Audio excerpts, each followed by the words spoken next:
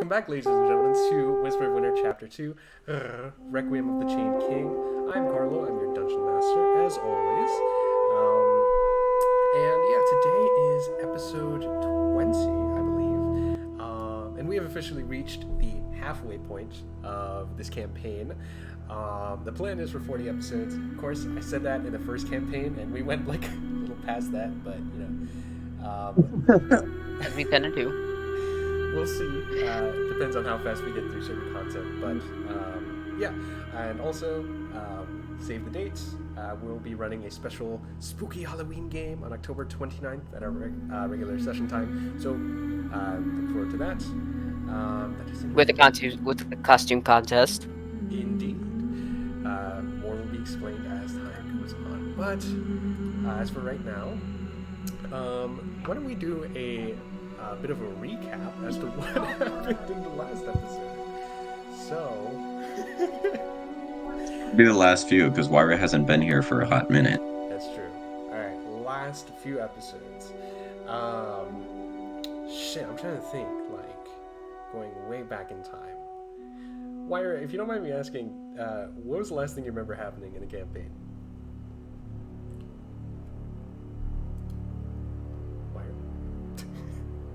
Hello? Oh, Jesus. Starting you now. I don't. Let's see. I really don't. Honestly, if I'm lost, that's just my own fault. Proceed. I have no idea. I don't remember anything. All right, full recap. Let's go. Of the whole campaign. We woke up, we were born, and we died. Okay, so I don't know. I probably I should have listened to it, but I had to sleep, so I decided not to. It's okay. Okay, so last time you guys went to talk to Titania, you guys. Oh yeah, okay. I remember Titania, and then you killing us all. Yeah, that was fun. So. Oh yeah. And Daniel only going dark for a little bit and being tricked. That's what I remember. Oh wait, was that after during the Zemnis the Zigbar fight? The Zigbar fight. Yeah. It was the a Zigbar barrage fight. of impossible things to not die from. The barrage of impossible lasers. Yeah, the fight. Oh yeah, yeah. that thing. Yeah, so she's not that far back then. Yeah, we're good. Okay, not too far. Okay, so that's good. So from there, after having been defeated by Zigbar in the Battle of Cliffkeep, in this battleground of the gods, they woke up in this strange tower, like in these soft beds, their wounds having been cleaned up. And then after that, they realized that they were in a place called Ironwood, trapped by a powerful goddess called Calypso. I did not take any inspiration from Homer's Odyssey for that. They talked to Calypso, who eventually agreed to release them, but she said that the defense mechanism was this giant mechanic dragon they needed to fight in order to escape the island. They traveled to the mechanic dragon, beat it up, it died, it had really good infrastructure, but was killed eventually. The party escaped Calypso's grasps and went back to the material plane, went back to Exandria, and then what happened after that? Jesus. Adelaide returned to Mistress Temple. Mystra resurrected Adelaide's sister, Freya. Freya was taken home back to Rexentrum. The Dwendals reconciled. Then everyone went down to the Nine Hells to help fight in the Blood War and fight against Akira, who is basically the guy who killed Zelron's old mentor. They sent him back to Tartaros. After defeating Akira and sending him back to the very pits of hell, they also discovered a mole on the other on the side of the Knights by the name of Commander Mariah. She released Akira from Tartaros on Godric's orders, and yeah, he got out of hand. Basically, she was trying to figure out if he knew anything about Tharizdun, the Chained Oblivion, the great destruction of everything. And he didn't, and instead laid waste to all the circles of the Nine Hells as he climbed up, and got to the city of Dis, where Mariah, realizing the situation got out of hand, tried to put him back into Tartaros. And then when Mariah was discovered by Zelran, she was banished to Tartaros as well. The party returned back to the Prime Material Plane once again with the Knights of Hell, who just won the war against Akira alongside Zelran. The party returned back to Rosohna and met up with the Bright Queen, as well as the Dwendals, who are Adelaide's parents, and Adelaide's sister Freya. And the population of Rosohna seemed to be doubled, as there were civilians all around the streets, kind of like with blankets strewn around their shoulders and shit. And yeah, the Bright Queen broke the news that Taldore, the entire continent, experienced an earthquake, and as it did, it actually sank into Exandria itself and became this giant, gaping, massive black hole. And she had like a magical map that showed the whole planet, and where this country should have been is just this giant black hole. No sea, no nothing. About 80% of that... What the fuck did you do?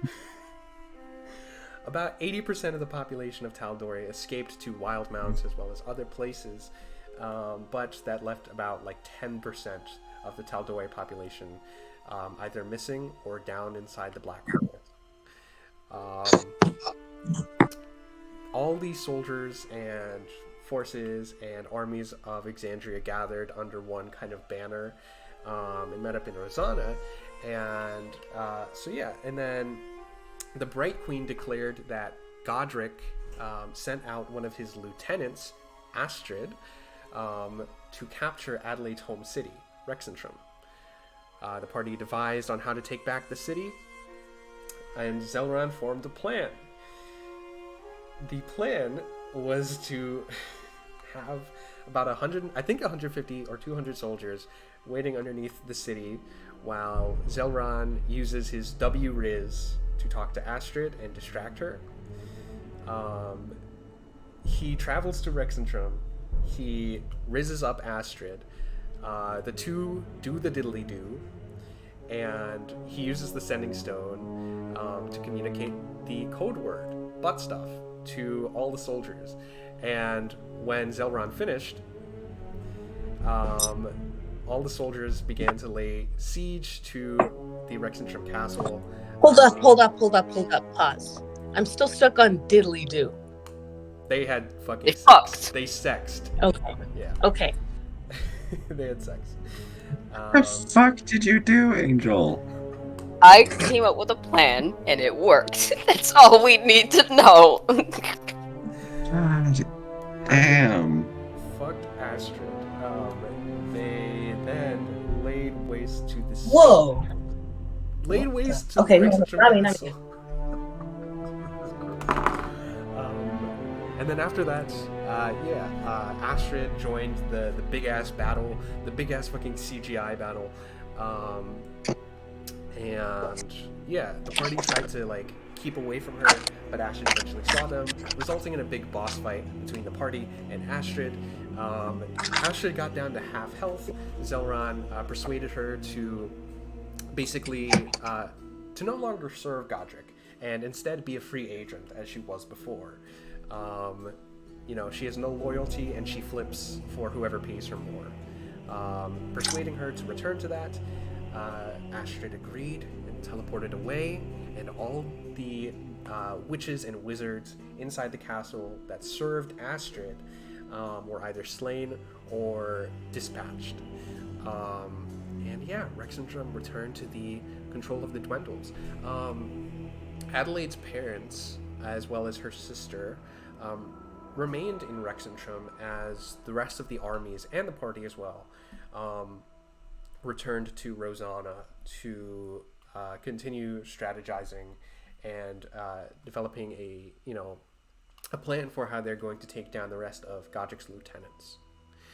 The Bright Queen theorizes that Delilah Briarwood would be dominating the southern region of Wildmount. Karsus, the wizard, would be dominating the eastern side, and Godric would be in the north. At least that's what the Bright Queen thought. But yeah, you guys arrive. That is the end of the recap. You guys arrive. Oh, yeah. Also, Lucas was stupid for a bit. Yes. Lucas, One thing. Not literally. I have Not literally. so many hours of catching up to do. Holy fuck. Yeah. Okay. So in that. I don't Okay. even So remember with what that. the last episode I listened to was. drank alcohol and Was drunk the whole time. yeah. No. Okay. 2 drinks from. You remember the Dragon's Breath drink from the first Whisper Winter campaign? Yeah. So he had a couple of sips of that, and also pulled from the Deck of Many Things, which is a powerful magical artifact of cards, where if you pull a card, either some good shit will happen or some bad shit will happen. It depends on the card. When he pulled the card, like nothing happened, so he's like, no, everything's fine. Takes a drink of the Dragon's Breath, and is kind of discorporated for a bit. Like he's not in his body? Like he doesn't have a body. He pretty much Okay. died on sip, like Damn. on demand. So yeah, no, he had to. So yeah, he kind of lost his body, became a spirit, had to travel to Dis somehow that way, and it got to the point where Lucas was like, "Well, shit, we might actually have to call my sister for backup." Okay. So Dawn joined in temporarily, at least for a couple of episodes. missed Was a that. part of. Would have been a cool reunion. No, you missed a lot because I had to play both of them at the same time. I made him put 2 hats on Both. at once. Oh God. Yeah, I pulled a I fucking can Sam imagine Riegel here. Just you switching back and forth rapidly. Yeah, no. So yeah, she joined for the Blood War, making sure that Lucas was fine, everything worked out, and for the sake of this, I'm gonna say that she dipped out like after they got back to the material plane, knowing that Lucas is fine, because I'm not doing that for the rest of the campaign. Ooh. Okay. One thing in that similar vein, you, Crystalline, also missed out on the chance to see Hilera in person again. What? I Oh, thought that was gonna yeah. happen at the end. Oh no, she we went to Hell and we met not yeah. only Zelron's parents, but also they met the siblings, Hilera Part That was 2, fun. or Hilera the second. Person that puts life first.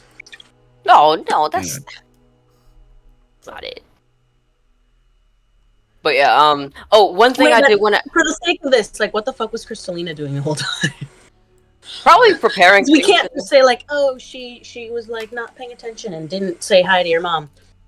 Probably preparing things. for No. next- I don't. Yeah, we can say she was just really quiet and preparing things for the future. That's all. Maybe she while we were in Hell, she was You like. could say that I got like slightly obsessed with just like bettering myself, which in turn pumps out nothing better because I'm not improved at all. But that would explain why I have been gone for so goddamn long. Yeah. I mean, heck, that's what Ruvik did in Final Fantasy.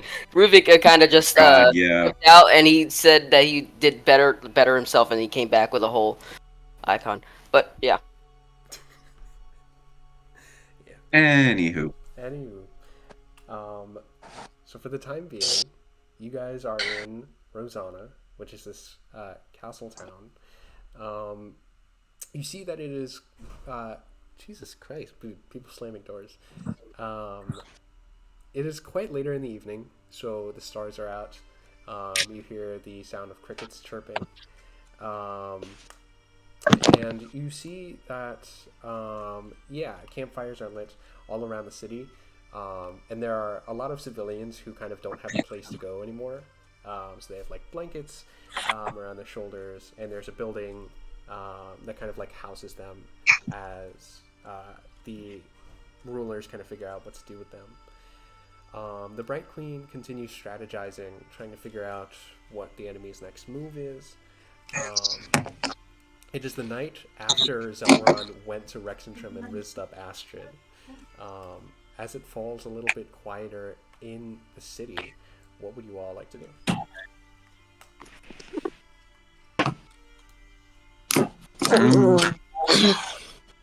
Well, I guess Angel's going first.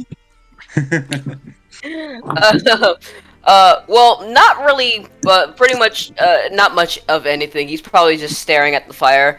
I don't know if I mentioned this last time, but, he feels kind of bad about what he did.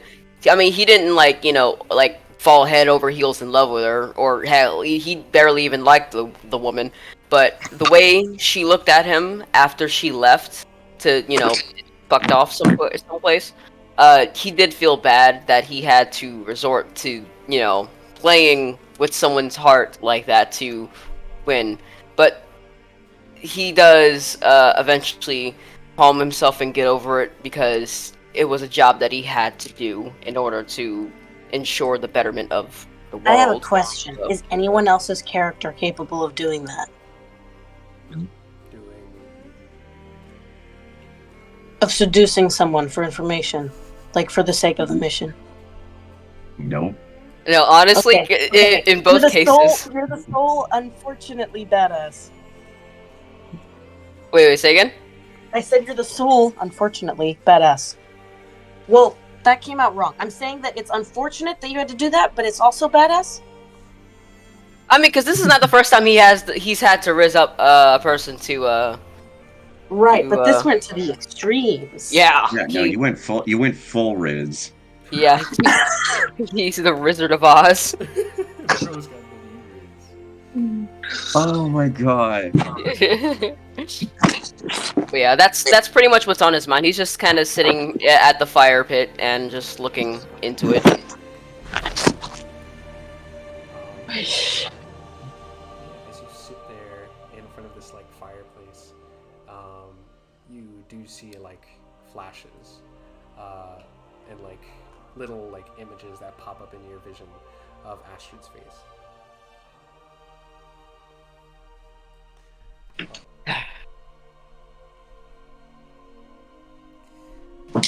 Yeah, that's yeah. So, in this little like downtime period, where people are kind of like running around and talking to civilians and caring for them and handing out little like plates of food to those in need, and blankets and stuff. Is there anything else you guys wanted to achieve? Lucas, I think, would probably be helping out, making sure all with the civilians, like with food, passing out blankets, that kind of thing. Okay.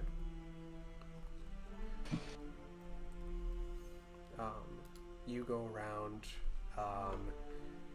There's a little like volunteer tent, and you're passed little like plates and blankets to hand out to the civilians, who look up at you and kind of like nod gratefully. And you hear just like different shouts of names as like some people got scattered. And you go around helping the civilians in the city. Kristalina, anything else you'd like to achieve in this little like downtimey, wishy-washy period?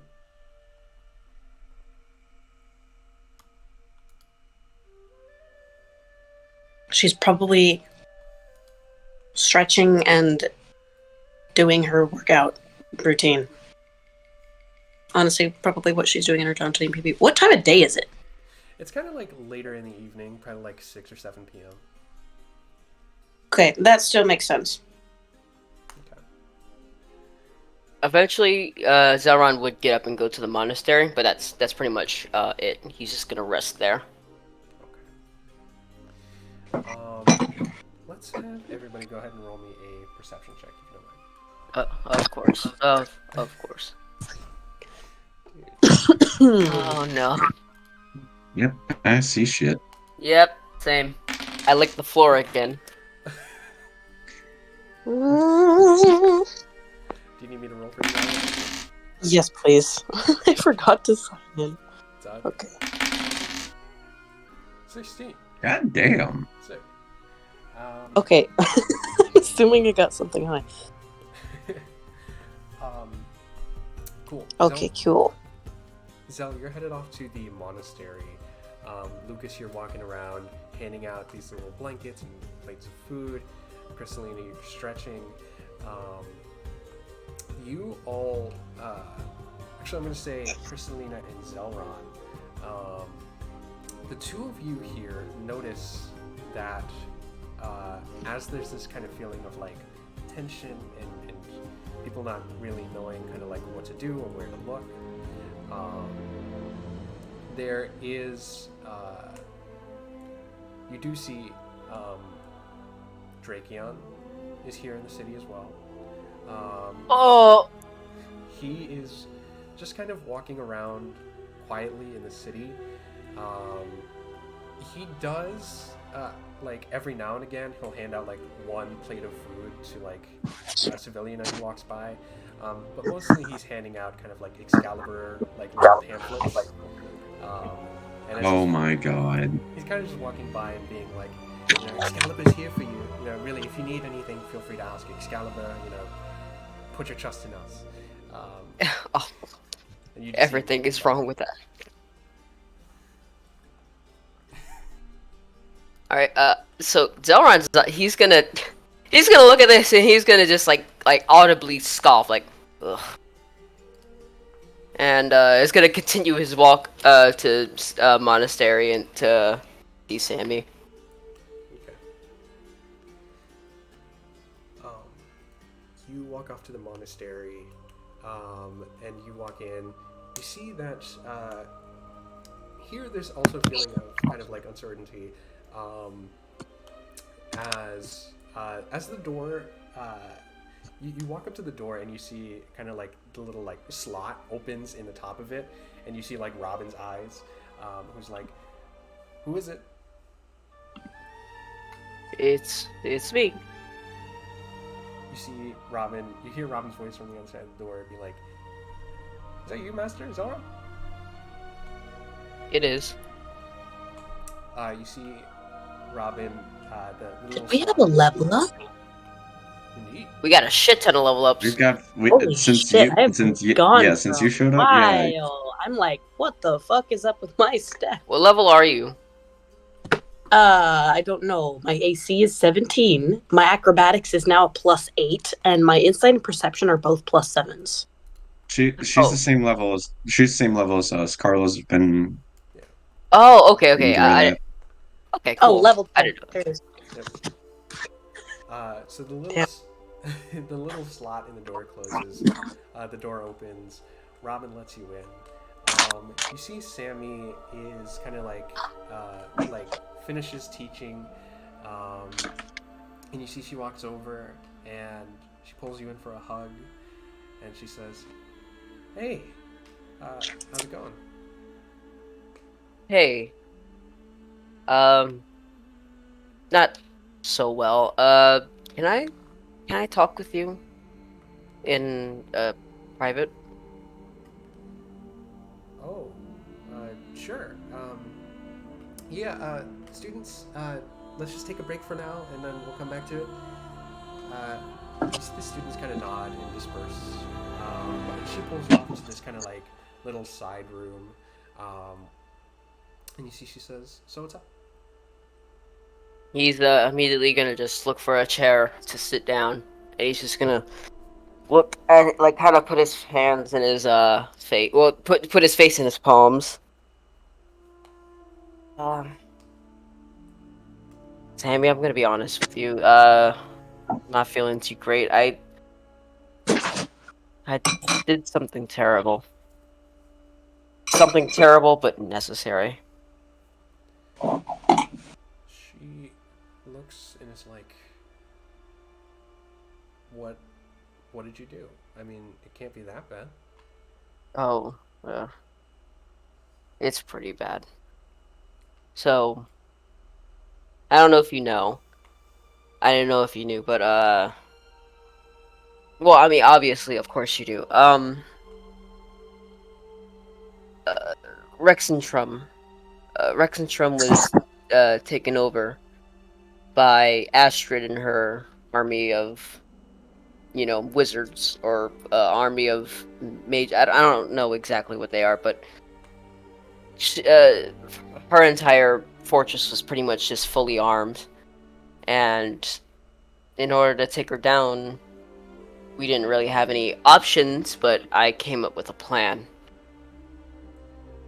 And I'm gonna be honest, I feel terrified just even bringing this up to you.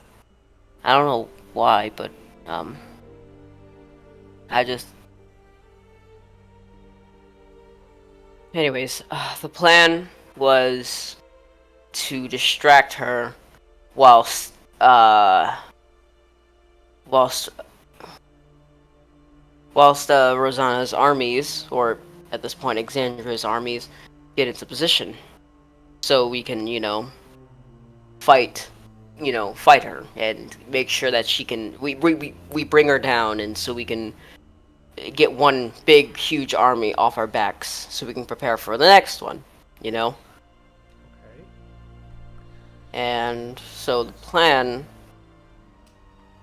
went a little too well. Okay, enough dancing around the bush. I had.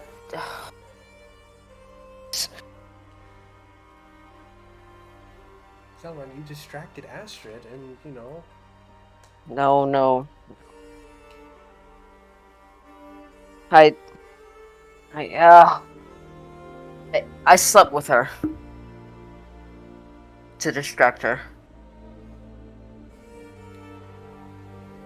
She had a thing for me a long time ago. Not that long ago, but now I want you to know that I feel nothing for her. Nothing. But I had to, because she had feelings for me, I had to use that to our advantage. And so I went to Rexentrum alone and managed to, you know, God. And what to make it even worse, uh, when the battle actually began and it was successful, she gave me a look of like pure sadness and disappointment. Never had anyone look at me like that, you know? Felt terrible, but I knew what needed to be done. I knew that if I didn't do this, then the world would be at stake and everything would go downhill. And when I did it, I I couldn't bear the thought of telling you or letting you know, but I had to, because I don't think I would have lived with myself if I hadn't. It would eat me up. And I already have enough stuff on my brain as it is. So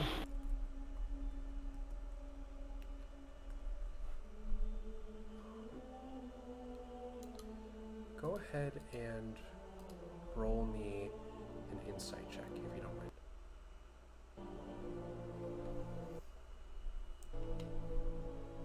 oh. Ah.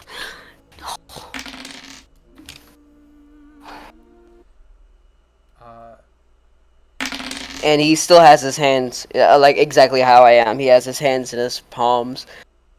I mean, his face, his face in his hands. you see, Sammy looks at you here and kind of hesitates. For a moment, she sits perfectly still and just kind of looks at you. And she eventually says,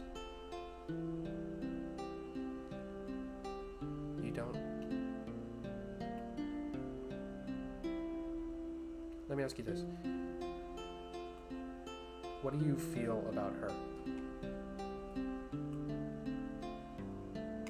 Well, now, regret, number one being the main thing, but nothing at all, really. Yeah, I thought she was cool when she fought me, and we may have like just like just teased, and it was just like you're it's just just mostly just teasing each other while we were fighting. Other than that, nothing. Which is why it kind of gave me a shock when, after she looked at me that way, it hit so hard. I'm like, why? But then I found out that this is the first time that I've ever like really hurt someone, and I don't mean in like the fighting way, I mean in the emotional way. But no, nothing. No romantic anything. And you can see he's not even like looking at her.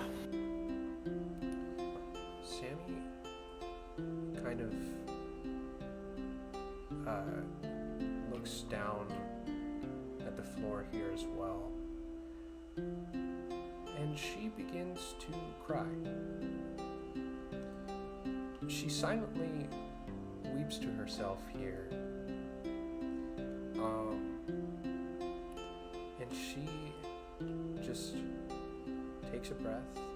She wipes her tears away, and you see that she kind of just like, without looking at you, she stands up from the chair. She walks over to the doorway, puts a hand on the door handle. It's like,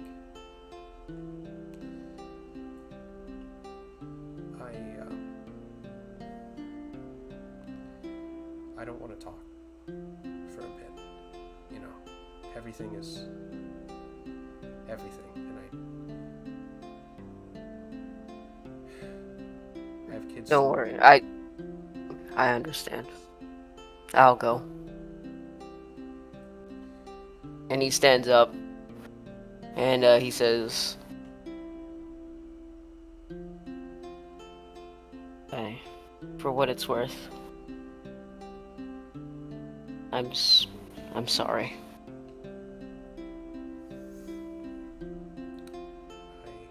And he immediately after he says that, he just he walks out the door and leaves. And at the end, like, I don't know if she can tell this, but even though he didn't really say it, he clearly has feelings for her.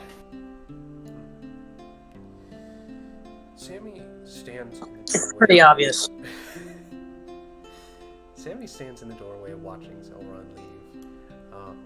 And Zelron, you pass by, you walk out of the monastery, walking through the stone floor here. You pass by King Drakeon, who's like, "Can I interest you in an Excalibur pimp?" "Oh, okay," and you go. Get the fuck out of my face. And yeah, that he says that as he's walking away. "Yes, sir." Okay. Walk past. We cut back to Lucas and Crystalina. You see that by now, it's getting a little later into the evening, so most of these civilians here have gone down to bed. You see Drakeon walks up to the two of you and is like, "Hello there, hi, I don't know if we've ever met before. Name's Drakeon, I'm from Zadash. I don't know if you've ever been over in that area, but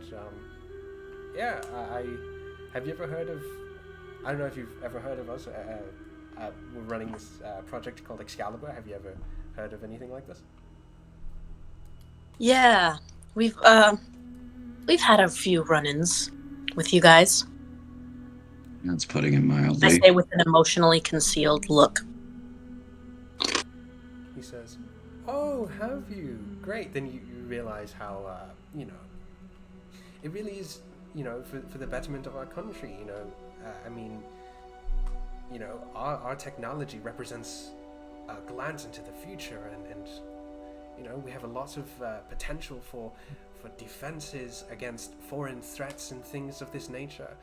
Might I interest you in a pamphlet? I'm sorry. I look at Foreign threats? You realize how much of a laugh that is, right? You see, Drakeon says, "What do you? I mean, this is this is clearly a time when the world is falling apart, and Excalibur is the one that's saving it. Basically, I mean, we're heroes." Excalibur was part of the problem, and you wouldn't have realized this because one of your heads of the project happened to be using Excalibur to hunt me and my friends down for bounty, for accusations and criminal charges unjustified.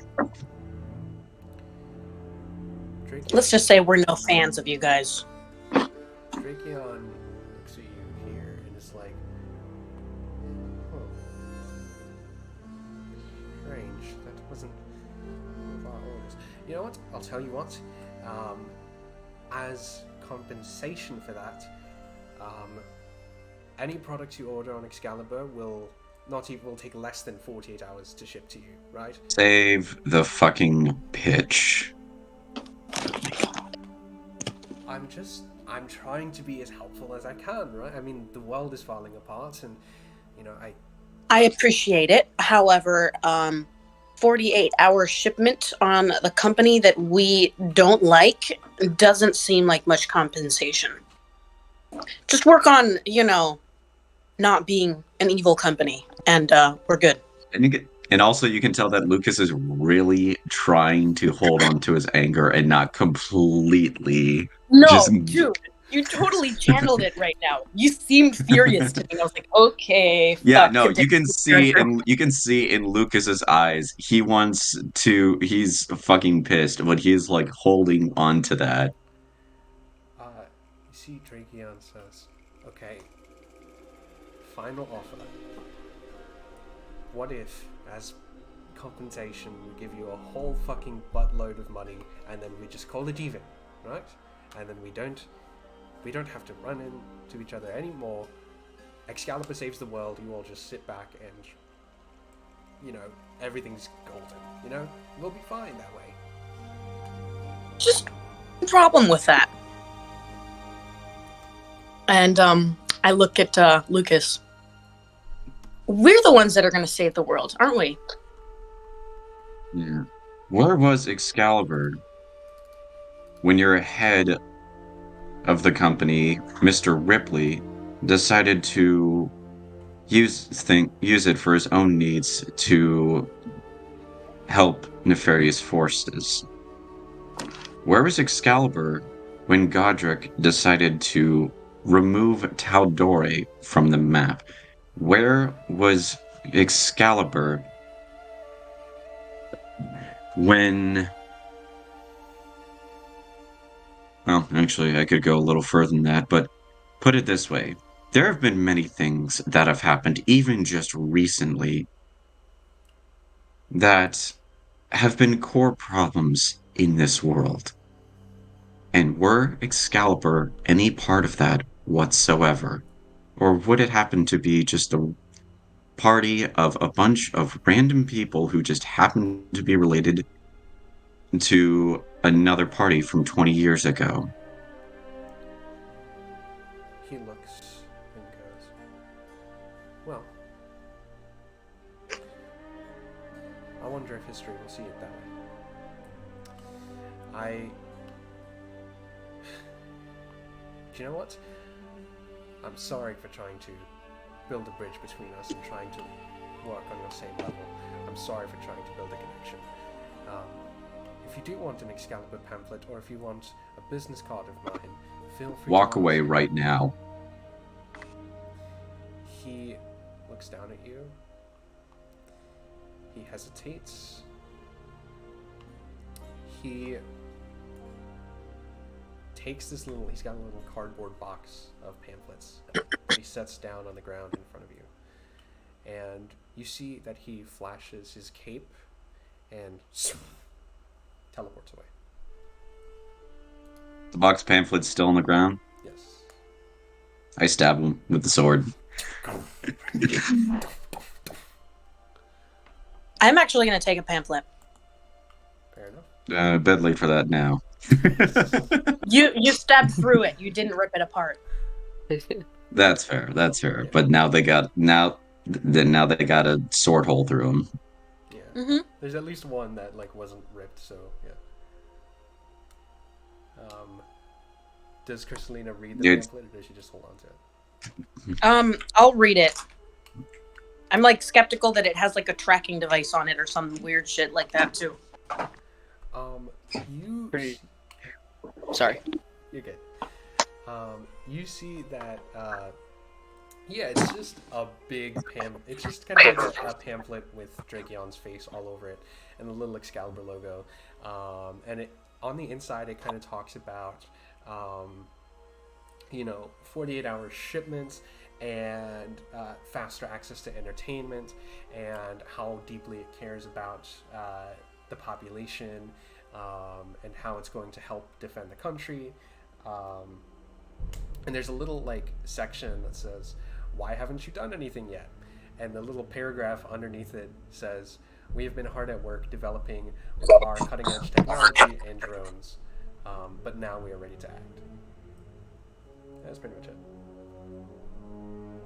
Lucas is just gonna, after stabbing the box, is just gonna be like, you know what? Laura and Zelwyn were right. That guy's a bit of an asshole. Drakeon? Yeah. I mean, trying to say that that his whole little project is gonna help save the world, shit like that. Sounds like been probably part of the problem to begin with.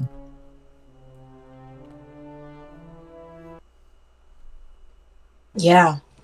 It's definitely different. It brings a whole... I mean, it does bring lots of benefits, but it also brings a whole new set of problems. I know from experience. Yeah, well, My either world way, has that guy's a version of that. that still seems too shifty to make it go better than it should.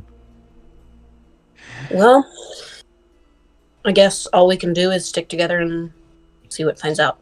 I mean, find out what happens. See what happens. Well, I guess. Also, speaking of Zelwyn, have you seen him? He just kind of walked off. I don't know where he went. No. I haven't. Maybe we should try and find him. Yeah. Honestly, I need a bit of a break anyway. Yep. Let's go see where he is. Yeah. And we go hunting Question, for our tiefling boy. Question. Do we know Yes. that he fucked the person? Or is that like something that only he knows that he's been hiding from us? He That's a good question. he explained it to everybody in the room. He didn't go into full detail as to what he did, but Obviously. I'm pretty sure everybody did hear from the sending stone everything, like heard everything. Yes. Oh God. Oh yeah. Oh, Wait. You explained it to us, or we were listening? No, okay, I explained the plan to you guys back in Rosohna. Oh, I guess not back in where are they? But we explained the plan. I told everybody that the code word is butt stuff, and we all got into position. And I went in. Y'all heard everything on the sending stone, pretty much when we were up in the tower. We got to the highest point in the tower. So we heard you fuck. Yeah, pretty much. Okay, Oh great. God. That's fun. That's yeah. On the way to so we all try and go find our tiefling Hey, friend in practical enough a while we're bucket out. list. Get to listen to a demon have sex. Lucas is going to grab a couple of drinks for while they're walking Dragon's breath. because everything. No, Lucas is staying away from that for now. Fair enough. Nah, just like a couple of big ass bottles of like fire whiskey. Okay. You grab alcohol, go and try to meet up with Zelron. I think Zelron has like walked far away enough from Drakeon as well. He's just like continuously walking, no direction, no anything. He's just kind of like moping, head down, just like Just kind of meandering around. yeah. Okay, the two of you are. I mean, yeah. I don't think Zelron's trying to be like sneaky here, but the two of you are easily able to find him. Hey Zell. Hmm? Just holds up Hey. the bottles. Booze time. Booze time. I'm Alright. assuming you came clean. Yeah. Sammy. Did it go all right? I probably no. Definitely booze time. Come on. Just kind of pats Can him on I- the back. Just kind of. Wait. Before booze, can I give you a hug? Why are you asking permission? Yeah, some people don't like it. That is true. Sure. I step in, give him a hug, and then call to Lucas to join. Yeah, Lucas joins Come on, in. you hug him from behind. We'll sandwich him. Oh gosh. What's that poking feeling I'm feeling?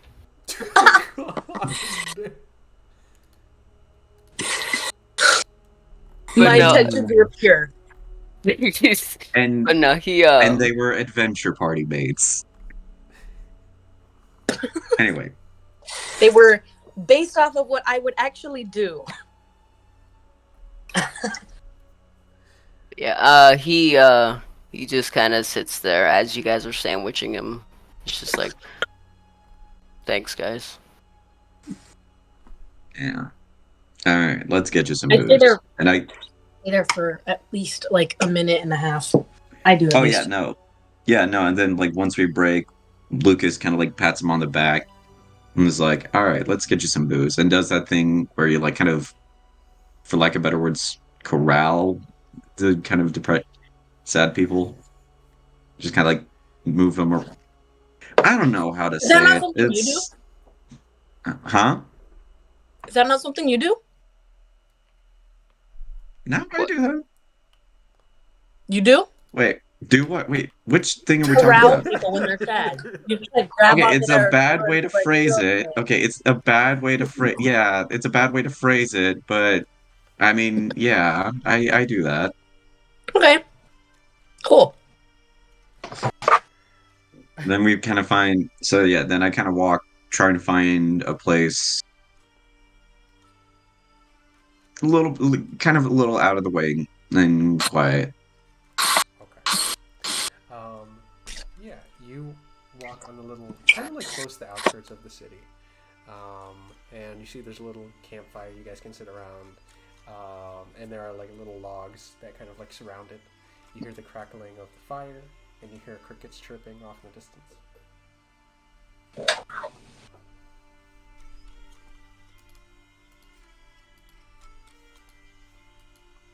Well,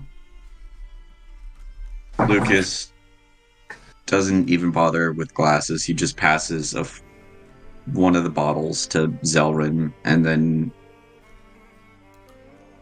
pops the cork off of the other one and actually gets a glass for himself. He's not going to chug the damn bottle. He's not a... Yeah, no, knowing Zelron, he'll just fucking. Blah, blah, blah, blah, blah. Yeah.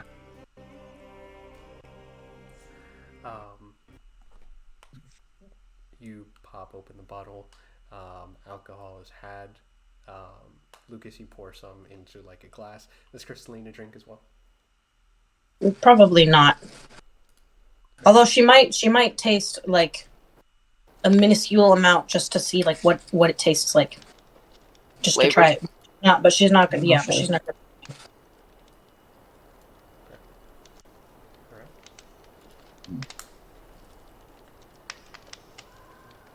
So, how you feeling, bud? Like shit. Well, that's what happens when you fuck around and find out. Yeah, but I had to do this. Or else, Man, things wouldn't have turned out as well as it did. But I guess a small price to pay for the world being saved for another few months. I get the idea of trying to distract her and all that thing. But to go as far as you did,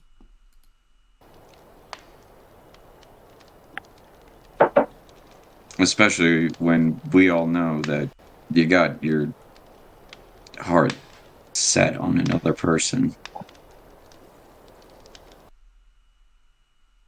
Not gonna lie, there's probably no way I would go as far as you did. I know. I realize now after it's been done. I realize now that it wasn't right. But you saw the interaction between us on the boat and how she felt. Like, I mean, not 100%. I was too busy trying to break a boat with a guy. yeah. Well, Astrid, she, and I, when we were fighting, we were just, just mostly just tossing, like, teasing remarks at each other as we were fighting. But nothing more than that. But she saw, I can tell that she had feelings. So, I knowing that she did have feelings, I thought that, I didn't think, I knew that we could use that to our advantage to help, even the playing field, get one army off of our backs. But I thought she was just evil, or I thought she was just a person who didn't give a shit about, much of anything, and she just, would just take the whole thing and just would be like, oh well, at least I got the fuck. But no, she actually felt hurt by that. And I never really did that to anybody. I don't want to be known as the guy who does that to people. The only time I really just, do one night stands is if they're into it too, but no hurt feelings were ever, made, but this time it's different. Let me tell you something, Zal, and this is actually something I picked up from my old man at the time. When it comes to risky situations, you can lie to people, you can cheat people out of stuff, you can do whatever you can to make sure that things end up right. But the one thing that you really shouldn't do, or sorry, the one thing that you should do above all else, no matter what stupid shit you do, is that you got to be true to yourself.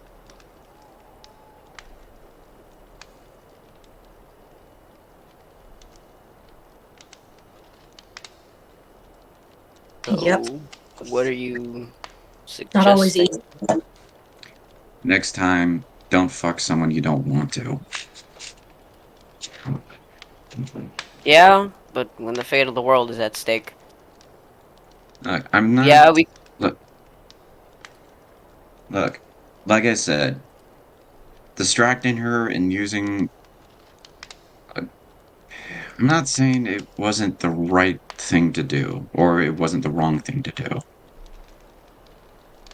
It was what could have. It was what could be done in the situation. There's no way around that. Well, I mean, honestly, we could have just knocked her out, but Yeah, but either then way, everybody would have been alerted. eh, when's that ever stopped us? Regardless, the fact that you're not one of those people who does these things and doesn't really care. See, that already makes you a better person than most. I mean,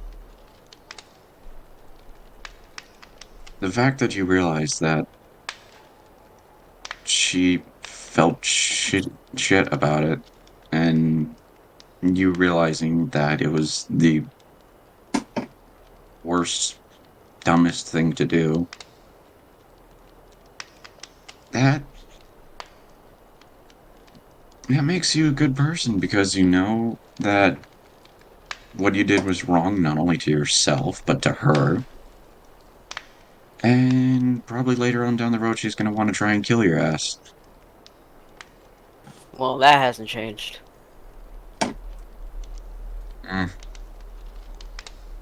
I'm But not saying I'm not saying I'm all knowing or shit. I'm not saying like anyone is, but like I said, you can lie to people, you can cheat people out of stuff, you can slash, stab, throw people into fucking boats or walls or whatever to make sure. But like I said, for the most part, you got to be true to yourself because I mean, if you ain't really got morals, then I don't know, you're just kind of fucked. I mean, look at there are people that are like that. I mean, you just don't really see how their things sort of affect people. I mean, fucking hell, look at Drakian. And this is a bad example, but the fucker came up to me with the pamphlets and didn't even know about the whole using the drones to hunt us for bounty thing. yeah, he came up to me as well when I was leaving the monastery. I told him to go fuck right off. He didn't even say anything else to me. He probably could sense that Uh, I was already in a mood. yeah, we all kind of were, but anyway. Then I mean, after Lucas finishes the glass, he actually takes the bottle and is like, just his bottle kind of looks at it, looks at the glass, takes a big swig, sets it down, and is like, yeah. And also, I'm probably gonna need a lot more booze to drown the memory from the sending stone. Like, god damn. Oh, yeah, apologies for that. I mean, hey, we've all got. Never mind. That's weird. I have not. I don't know if everyone has experience with that. Lots of people have accidentally hurt their parents before, so this was no different. Except this it is your party takes member. another takes another swig of the bottle. Out of character. What he was like? Was I good though? Was I good? No. But Zeron's like, now the action itself, I could forgive myself from doing. But We were just listening, right? yeah, I mean, Yeah. you Okay. said this in character Yeah. or No. Out. no? Well, either one doesn't. No. Out of character. Yeah, Yeah, no, no, we were no, just y'all. yeah, It's like sending there's visual sending stones too. yeah, no, sending stones don't do visual, they Okay. just do audio, Oh, okay. Thank God. right? After that second chug, Lucas sets his bottle down and is like, well, now that we got that out of the way, who wants to do something stupid? It depends. What sort of stupidity are you inviting us to do? I'm already kind I of in pull it. up I pull out the deck of many things. Or of yeah. God. I don't Is this know. the I thing think that I'm just you gonna. took away your body for like 5 days or whatever? Actually, I think that was the booze. Oh, Deck okay. yeah, no, that was the dragon's breath. I don't know, guys. I think I'm just gonna drink up here and go to bed. Not only Oh, did not only do I have to deal with everything here, but also I have the fact that there are 2 women out there who hate my guts right now. So that's great. I don't know about Sam. I I feel like she's just really sad and hurt. I don't think she hates you.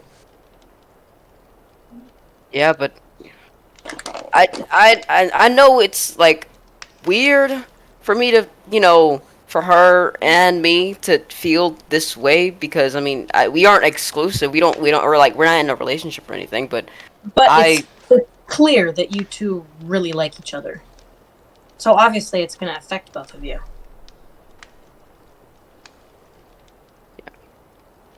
I'm just going to drink up here and I'm going to go. And he's pretty much going to down everything fast and hard. Okay. Lucas puts the deck back in the bag of holding. Thank God. And then like as he does, he kind of looks at it and is like, "Shit, I should have made Drakeon pull a card." God damn it. That would have been perfect. Honestly, I was kind of too pissed at him anyway from his Excalibur pitch. The unanimous hatred So yeah. for Drake is so good. Look, look, look, look, look, look, look, look, look. He's just downing. Do I need to roll something? Sure. Go ahead and roll con save. Aha. Zelron, yeah, you've had alcohol before. You can hold it. You're feeling great. He's gonna just drink until he's drunk, and then he's gonna go up to like a room or something. At first, he was gonna crash in the monastery, but can't very well do that now, can he? Lucas occasionally gets more alcohol to keep him getting drunk. Okay. To keep us from rolling probably 16, 17 different dice, over the course of the night, Zelron gets blackout drunk and passes out.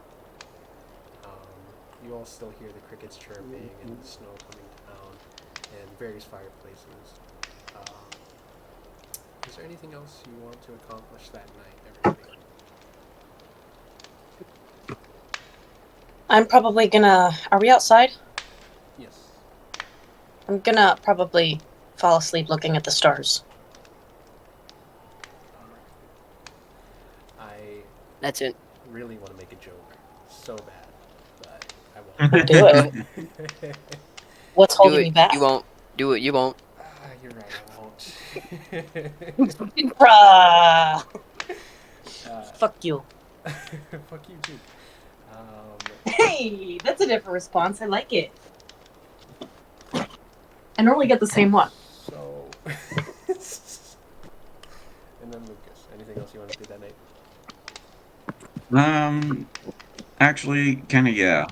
After getting Zelrin to bed, because there's no way, because like with Zelrin blackout drunk, he's gonna end up in an alley if he just goes off on his own. So after getting Zelrin to bed somewhere and like making sure that he's not, like he's gonna be all right for the most part, Lucas is going to actually still kind of walk around for a little bit around town, and then after a while just kind of go back to that kind of sort of quieter spot, and he's going to pull out his communicator, kind of look at it, and then just kind of look around at the town. He's just going to kind of take a deep breath, and he's going to call his dad. Oh boy. I'm so glad I didn't miss this. Big Daddy. No. The big daddy streets. Seeing as this guy is Daniel's doppelganger, that. We're not even getting into that. Hmm. You take out the communicator. You call your father. You see it rings for a while. You have half a mind to kind of like turn it off because it rings for so long. But eventually, hello, Lucas. Hey, Dad. Hey, son, how are you? That is a bit of a loaded question right now, but I think for the time being, I'm alright. How about you? How's everything back home? Like, Don told me, like, all the shit that's been happening. We're okay right now. And for what it's worth, when is it not a loaded question? Yeah, that's fair. Well, things are okay right now. Um, we, ever since it happened, I mean, this place was supposed to be safe, and we've had incidents before, but it's Yeah. been a long time since, and then for it to happen, everyone's a bit shaken up here, but we're managing. Look, Dad, there's probably a few things I should probably tell you about, and I probably should have mentioned it sooner, but well, honestly, I just gave advice to my friends, and I should probably take that same advice to a certain extent. So here we go. And Lucas is going to explain the whole thing with Luciu being in Exandria and the whole 10 yards on that.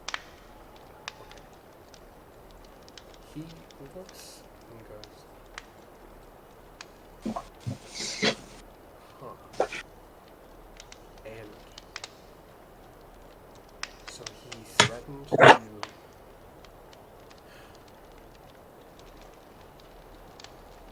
I'm not gonna sit here and act like. I'm not gonna sit here and act like this is your fault. I won't blame you. I just. And then when Dawn came over there, did she know anything about this guy or? Yeah, no, I've been keeping tabs on her since the whole thing started. He pauses and then goes, right. Well, truth is, I've been kind of stacked here. Um, there's a lot that has been on my plate lately, but. And he looks deep in your eyes and goes, do you want me to come over there? I don't know. And honestly, even if I said yes, we both know that that would cause a lot of problems. Because, I mean, after the whole Asmodeus thing, that Right. Honestly, son, people here yell at me all the time. I mean, you get used to it when you get old, but like, if just say the word, and I will literally break the rules. But if it isn't what you want, then I understand that too. honestly, at this point, I don't really know because things started getting like, even when it all started, it was getting out of hand. Like, him showing up and then apparently being there for longer than I thought. And then next thing you know, I help unlock one of the fucking chains for Thara's Dune. because I don't know. It's just not on purpose. It was I got punked. It happens.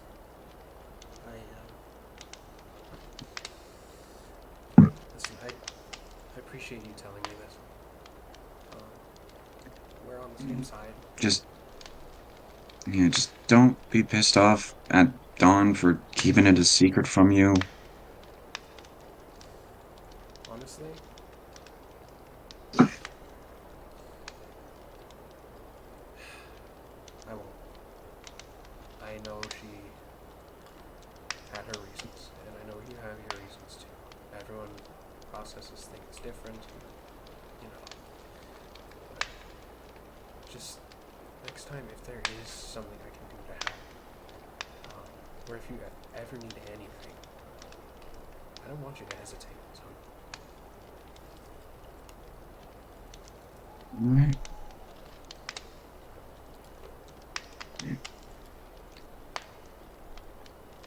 No, all things considered, it has definitely given me a chance to kind of look at myself and realize that I'm not that much in a shitty position than what I thought. I mean, don't get me wrong. I still feel shitty about what happened at Kingdom Hearts and the whole Cult of Shadows and the Colsax situation. But, I mean, I don't know. Honestly, part of my whole perspective on it's kind of changed a little. I mean, you can look at what I'm wearing and just kind of show that I'm still wearing the slightly modified nobody cloak. He nods and goes, "Son, everyone has their regrets, and, you know, I know you're working on forgiving yourself, and it's not easy. Trust me. But just remember that if you do apologize and people decide to forgive you, ultimately it isn't going to be their forgiveness that matters. Just think about that." Yeah. Oh, I mean, on the plus side, I did get to save someone who apparently went missing. One of the heads of the Bishari here, lost his daughter from, who kind of went missing after being, starting up some sort of quest, trial, something like that. I don't know 100%, but, eventually we figured out where she was, and turns out when we got there, she was in the middle of actually for actually fighting my fucking past nobody self for some reason. Time travel's bullshit. But I don't know, it's just after that all went down and like we managed to take care of Colsax. I don't know, it's just for a brief second, maybe a little bit longer. I saw that same chick from Kingdom Hearts from all those years ago, from those years, from back then, just for a brief second. And I don't know. It was He looks at you and says,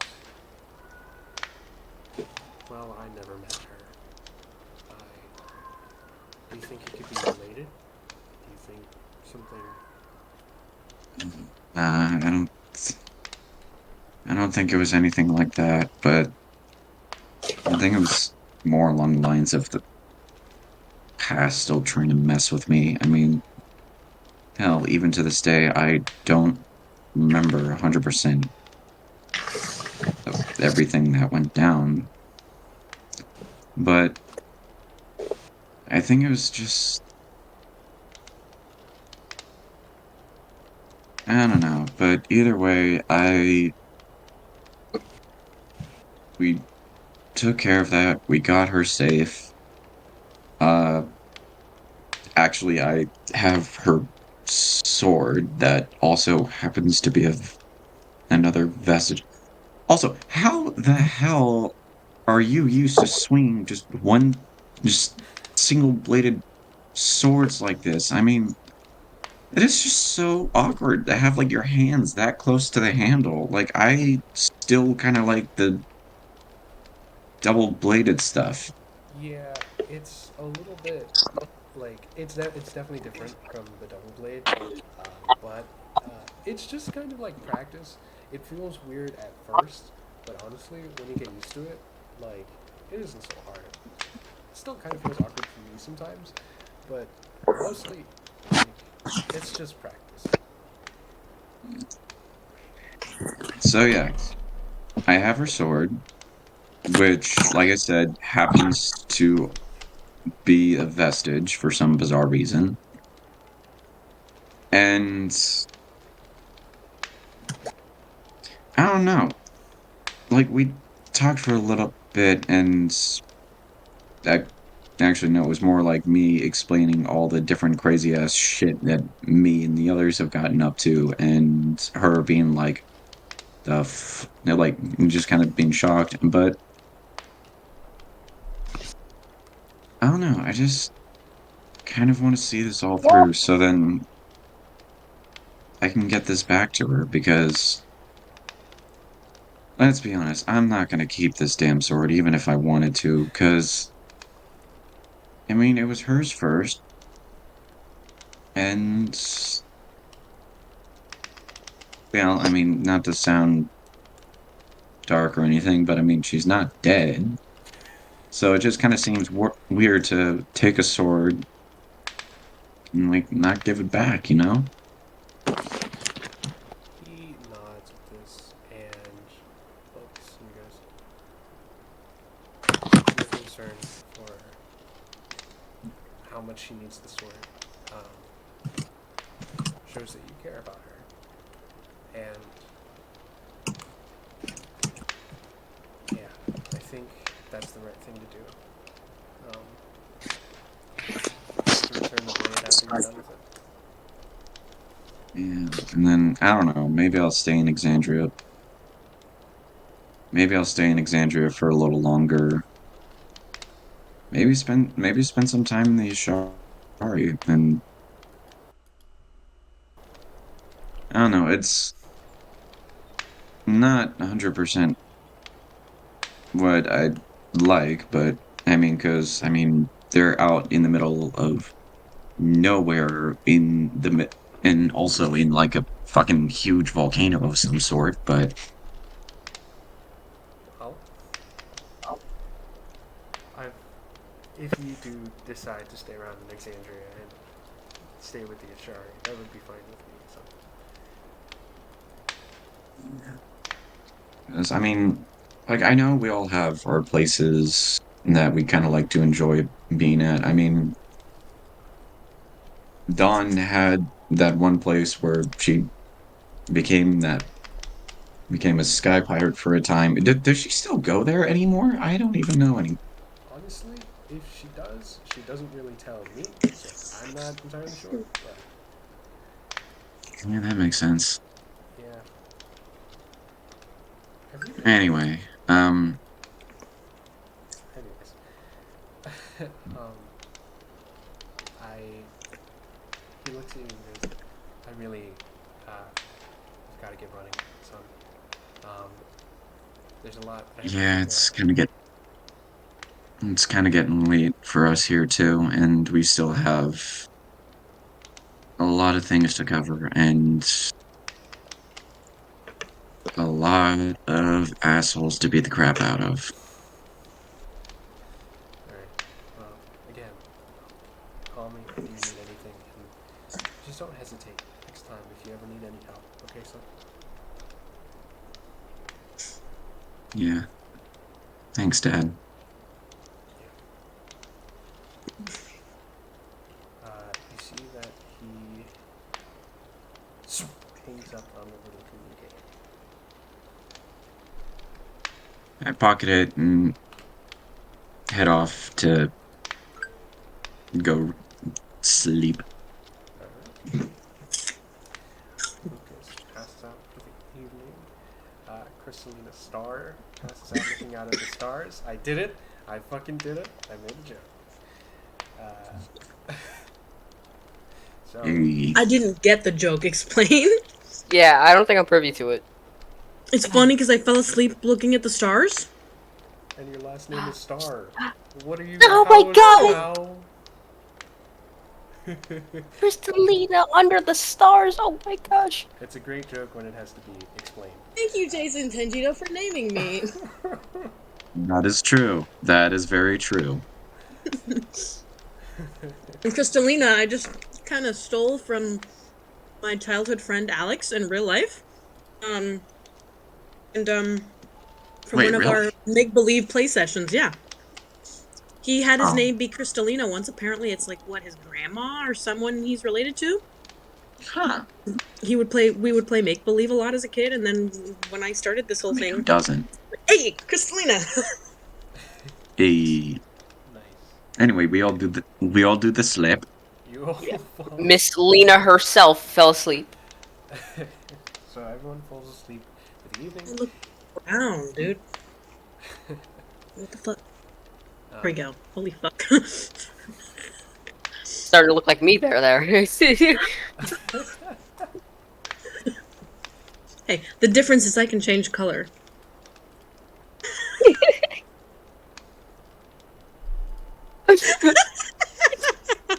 I mean, Because now I'm fucking black again. Okay, brown. More like brown. Maybe I look more like Carlo. Mhm. I mean, I can kind of do it too. I will be back. Okay. No problem. So you all fall asleep for the evening. Cool. You all do get a long rest in case anybody needed it. Oh, thank Jeebus Sleebus. You gotta restack your spell slots. And I gotta cure this psychic damage, even though it wasn't psychic. It was psychic to your heart. Yeah. Ooh, that's So, deep.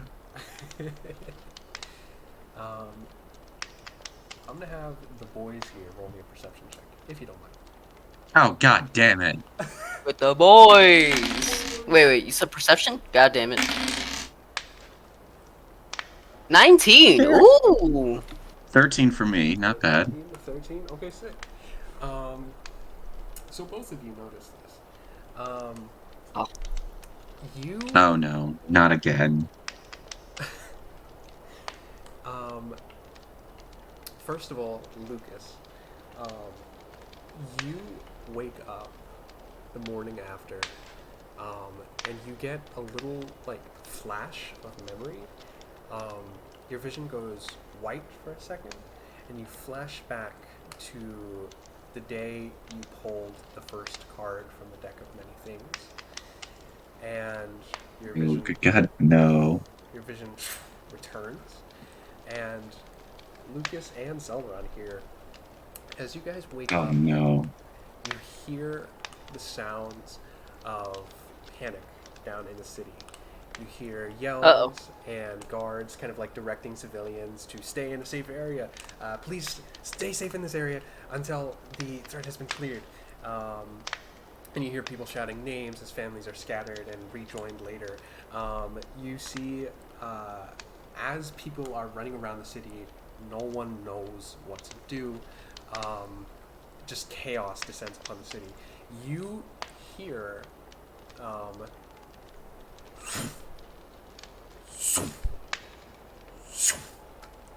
What sounds like Oh, beating wings.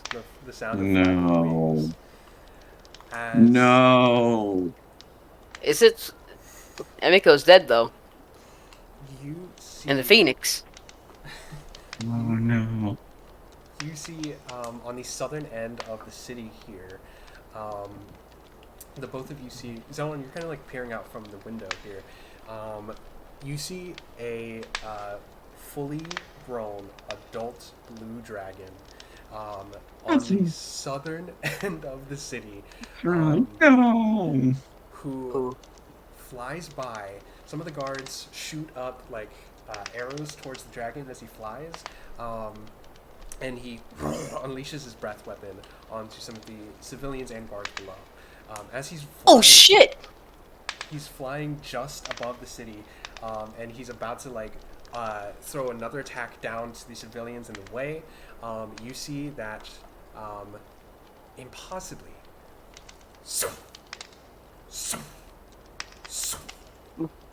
More dragons. Oh no. No. Okay, here during this, can he contact one of the Fuck, one of I'm the gone like? for a few minutes and suddenly there's a fire fucking breathing dragon. Can I? Lightning, Okay, so he's Gonna gonna have to call. Honestly, he's probably just gonna call all of them. He's gonna call all just four of fucking them, Call all of them. or is it all three? How many of them were there? That we had? All, Three, Four, four? I think. all of the zodiac dragons. You blow on the flute here, and you see that Pisces flies in and goes and intercepts Draco. Draco, the blue dragon, was about to claw into these citizens, and Pisces kind of like Draco? intercepts. Yes, Wait, it was Draco? it was indeed.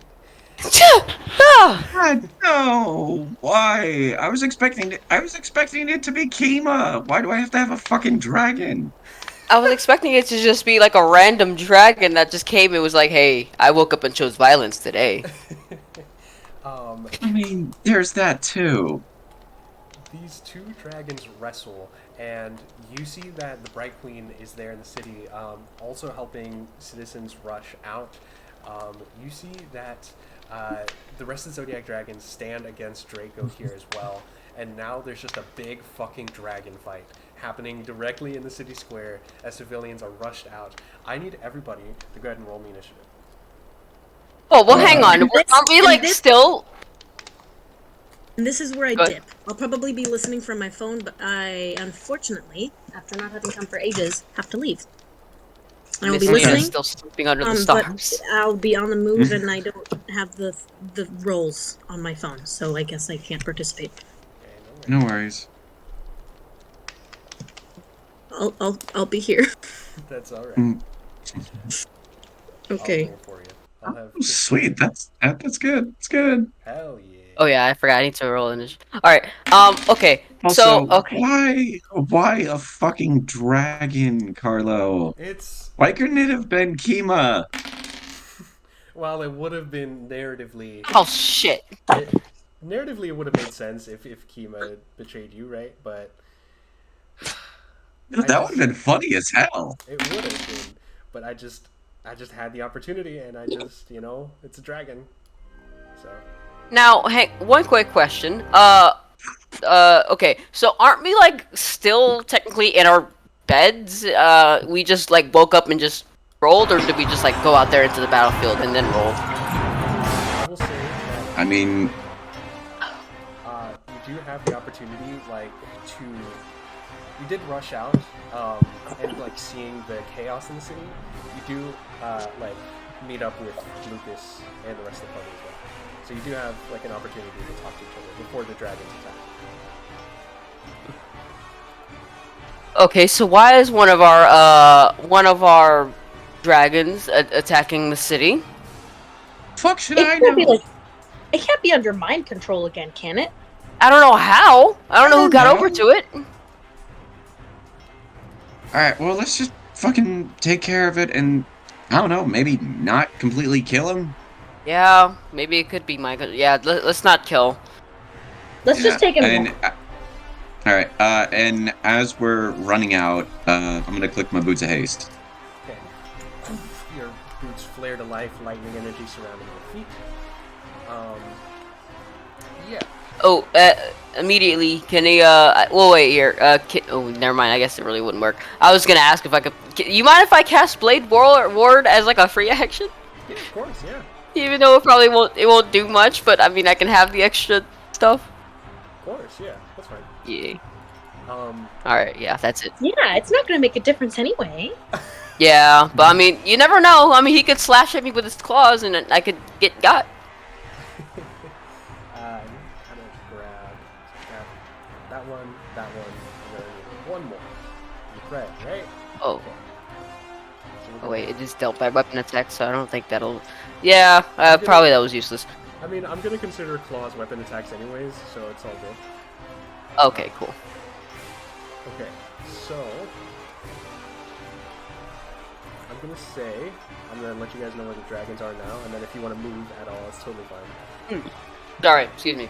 You're all good. Do I have stats for? I have stats for the Bright Queen. She can actually fucking do something. Wait, there's stats for the Bright Queen? I've got stats for the Bright Queen. Do you have stats for Hilera Part 2? Electric Boogaloo? No. Wait, do I? Oh my god, do you? I feel like sneezing. Oh gosh. I've got Hilera 2 stats. What am I doing? Oh, you do? Oh, hell yeah! God. Let's go, Hilera the second. Oh wait, yeah, because she's here too. So, okay, so first of all, I'm gonna populate the map with the dragons and the Bright Queen. So the Bright Queen is going to be right here, and then I'll show you all the dragons are. So, this one You have is stats for the Bright Queen. magic. That's not even. That's like not even a thing in the fucking Wildmount guide. Like, what the hell? Okay, so this black dragon, this is Pisces, and then Draco is right here, and then the Oh. rest, and then here are the rest of the dragons. I forgot their names too, so you know. It was Leo and Leo, Virgo. Draco, Virgo. Leo, Draco, Virgo. Pisces. and Pisces. Yeah, I think it was just them. Wait, who's the other one then? You know what? I did forget. Gemini. Oh, Gemini. Gemini. Wait, I thought Draco was like. Hang on. I thought we only had 4 of them. I think at the turn. Well, no, because Draco's not a Zodiac. Well, okay, so not only that, Draco isn't technically a Zodiac dragon. Yeah. Well, yeah, but I mean, like we had like I think we did have Draco with us, like you know, like on with our like a part of our group, Yeah, or at least part of the. Because I think he was wasn't he one of Emiko's? So at the tournament of dragons. Blackies. Yeah, at the tournament of dragons, when you freed them, Draco was kind of like with them, but he's not in the same like team. Oh! Yeah. Okay. So we didn't gain him as like as an ally. Basically. Like he didn't. Not really. He's not our beck and call. Right. No. Okay, cool. All right, because I was a little confused there. Okay, never mind. No worries. You know what? I think we have enough dragons. It's I put 4. 1, 2, 3, 4, 5. Just kidding. We have enough dragons. I mean, we're only fighting one of them, right? So combat begins. Combat begins. Okay, first let's act. Here we go. Okay, so I'm just gonna. Good. I'm sorry. He's gonna. I think Zelron's gonna position himself where Hilera Part 2 is to kind of back her up. Okay. Yeah, If where she- is Yeah, if she where is is she Hilera part- too? Let me go ahead. I like how we refer to her as 2 like a movie. Part 2. All right, hold on. BRB. No worries. Hilera 2 is going to be right here. He rushes into the city. This, by the way, is like her first kind of like day on the Prime Material plane, and she's seeing the city get sacked by dragons. She runs up behind you, Zoran, and is like, "What the fuck is happening? What is all of this? Yeah, this doesn't usually happen, but things have gone awry. One of the dragons kind of got. I don't know if he's mind controlled or if he's just doing this of his own volition, but yeah, we got to deal with that. Come on, and he's gonna like I guess move upwards to where Pisces is.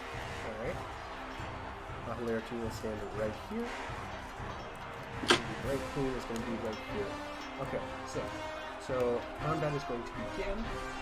And the first one to act is the adult gold dragon, which I'm just going to call. I know people are going to flame me for inconsistency at some point, but I'm going to call the gold dragon.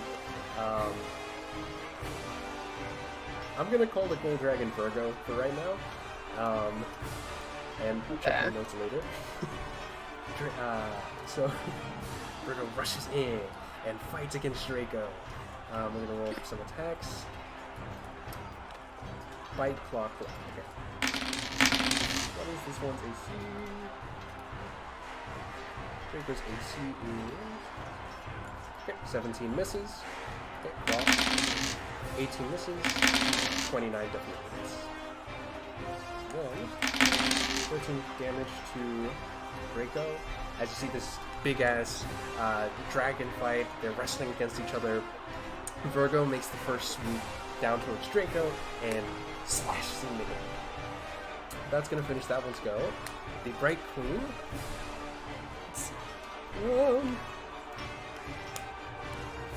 Let's see here.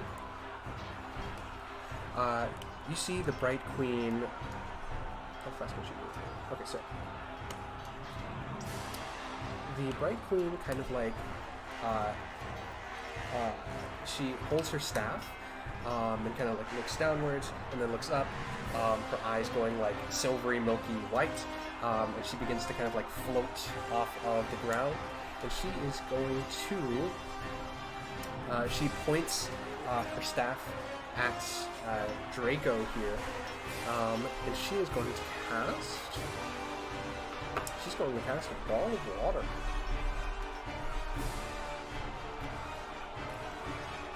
Let's see here.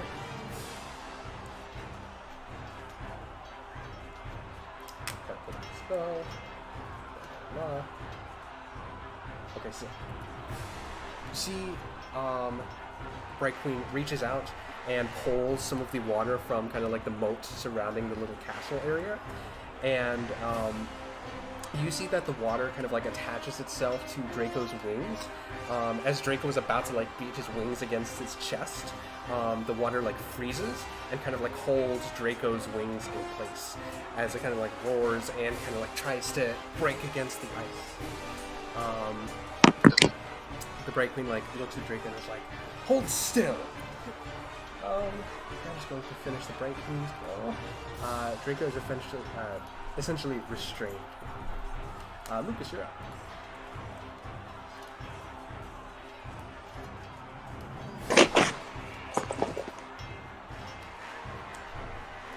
Master Skywalker!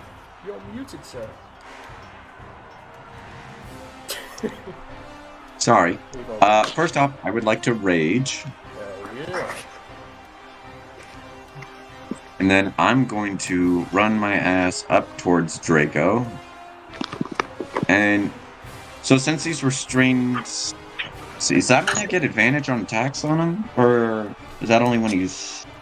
Let me pull up the condition. Because in my mind it makes sense. Yes. Restrained creature. Okay. Attack rolls against a creature have advantage, yes. Okay, cool. That saves that. Alright, then yeah, I am going to just swing at this guy a couple times. Oh yeah, go for it. Okay, first attack. It's not gonna hit. Second attack. That should hit. That's 28. Okay, so 16 slashing, 3 fire, and 4 points of necrotic damage from Divine Fury. Okay. You see that Hell yeah. Do you think Lucas would run up the side of, like, Pisces? Oh yeah, no, he's going full anime style on this. Hell yeah. In this kind of like Natsu versus like future Rogue looking visual, you rush up the side of Pisces, who nods to you and kind of like points his wing downwards, and you slide directly off of it, and you carve a wound directly into Draco's like entire fucking neck and torso as he starts bleeding out onto the ground. You hear the draconic roar kind of like shake the city as he's looking really fucking rough. What? Really? Draco's looking hurt. All right. You know what? Screw it. Action surge. We're going for 2. Oh wait. Fuck! I forgot. These are at advantage That's true. Oh! You can totally crit fish. because of restraint. Yeah, no, it's for the 14. Well, I'm gonna do it for the 14. Yeah, fuck it. That didn't work. Okay. That's unfortunate. So, all right. So, 2 more attacks at advantage. Okay, 23 and Oh my god, 26. 26! And a nat 1. Yeah, both of those hit. All right. So first attack, 12 slashing, 3 fire. Second attack, 16 slashing, 2 fire. Oh my gosh. After you ran up Pisces' back, get him on his back. You rush down to Draco, carving a wound into his neck and torso, and I think that he kind of like tries to lean down and tries to claw you, and you see that you push back his claw, and instead you carve out like a part of his wing as it falls down, and there's like a dragon bone there on the floor. Yeah, that's gonna be the end of my turn. Got it. Finishing Lucas's goal, that is going to be Leo. Leo is going to stand. Leo flies over here. And is kind of like hovering there in the air. And is going to... Oh shit. Sorry, I just realized I'm hasted, so I actually get another action. It's true, but you only get one attack from it, so... You want to take it? Yeah, well... Yeah, no, I'll still take it. Hell yeah, go for it. Oh my. Fuck, never mind. No. 15 actually hits! So... Anyway, back to the dragon. You see Leo kind of like drifts to the side here and is going to make some attacks. Bite, claw, claw. That should hit. That hits. Claw. Miss. Claw. Okay. So 21 plus 14. So bang. Bang. God, Draco looks fucked up. Drifts to the side, Leo does, and rips into Draco's body. As he says, I never trusted you, Draco. Finishing that one's go. Red Dragon. Red Dragon will just fly. Red Dragon flies from that building to on top of this one and points his breath weapon down towards Draco. Lucas, you do not need to roll a save here. Yay. That's Gemini, right?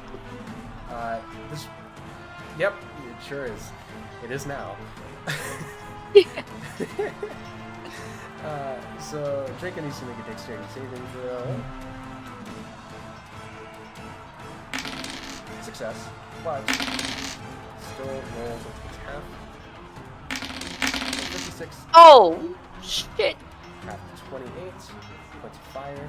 God damn. Just lets loose this fire breath onto Draco, and you see his body is just like scorched. Yeah, Layla's like froze Draco's wings and kept him from escaping, and then yeah, Gemini goes in for this combo attack and just like throws fire directly onto his body. That finishes Gemini's go. Zelron, you're up. Oh baby, have I got some good shit? Okay, he's gonna go with the good old fashioned 1-2. Well, first he's gonna go up here. He'll nestle himself in between these three. And he's gonna go up and he's gonna do his thing. So because he's a lightning dragon or a thunder dragon, wait, lightning or thunder dragon? Lightning. Okay, so he's not gonna use booming blade. He will instead use his green flame blade, but since there's no other allies, he'll just like fuck yeah, the other damage will just fuck off somewhere. Yeah.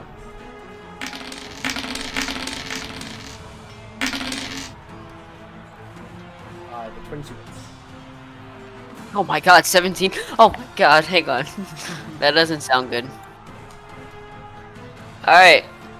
So Holy shit. 19 total. And how high is he how high is he right now? Like up in the air? He would be flying about like 20 feet. Okay. So with the wings of flying, he's gonna use part of his movement to get up in the same air, in the same altitude that he is. So yeah, he goes up, and you can see the wings are the same, like blackened feathers with fire at the tips. So yeah, now he's at his level, and he's going to burn another a sorcery point to use Quicken Spell and to do his thing. Other thing. Where to go? There we go. Well, I guess that. You know. Yeah. Okay. Oh gosh. Okay. Oh yeah, but that's it.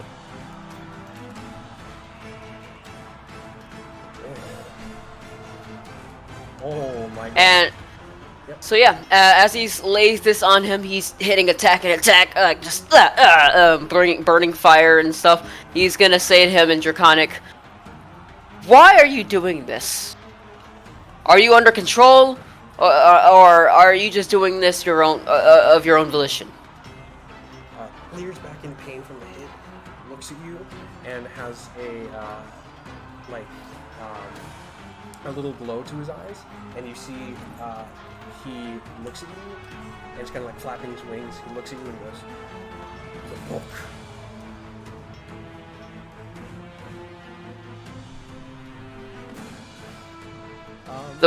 The what? Hang on, he's gonna respond. He's like, "The what?"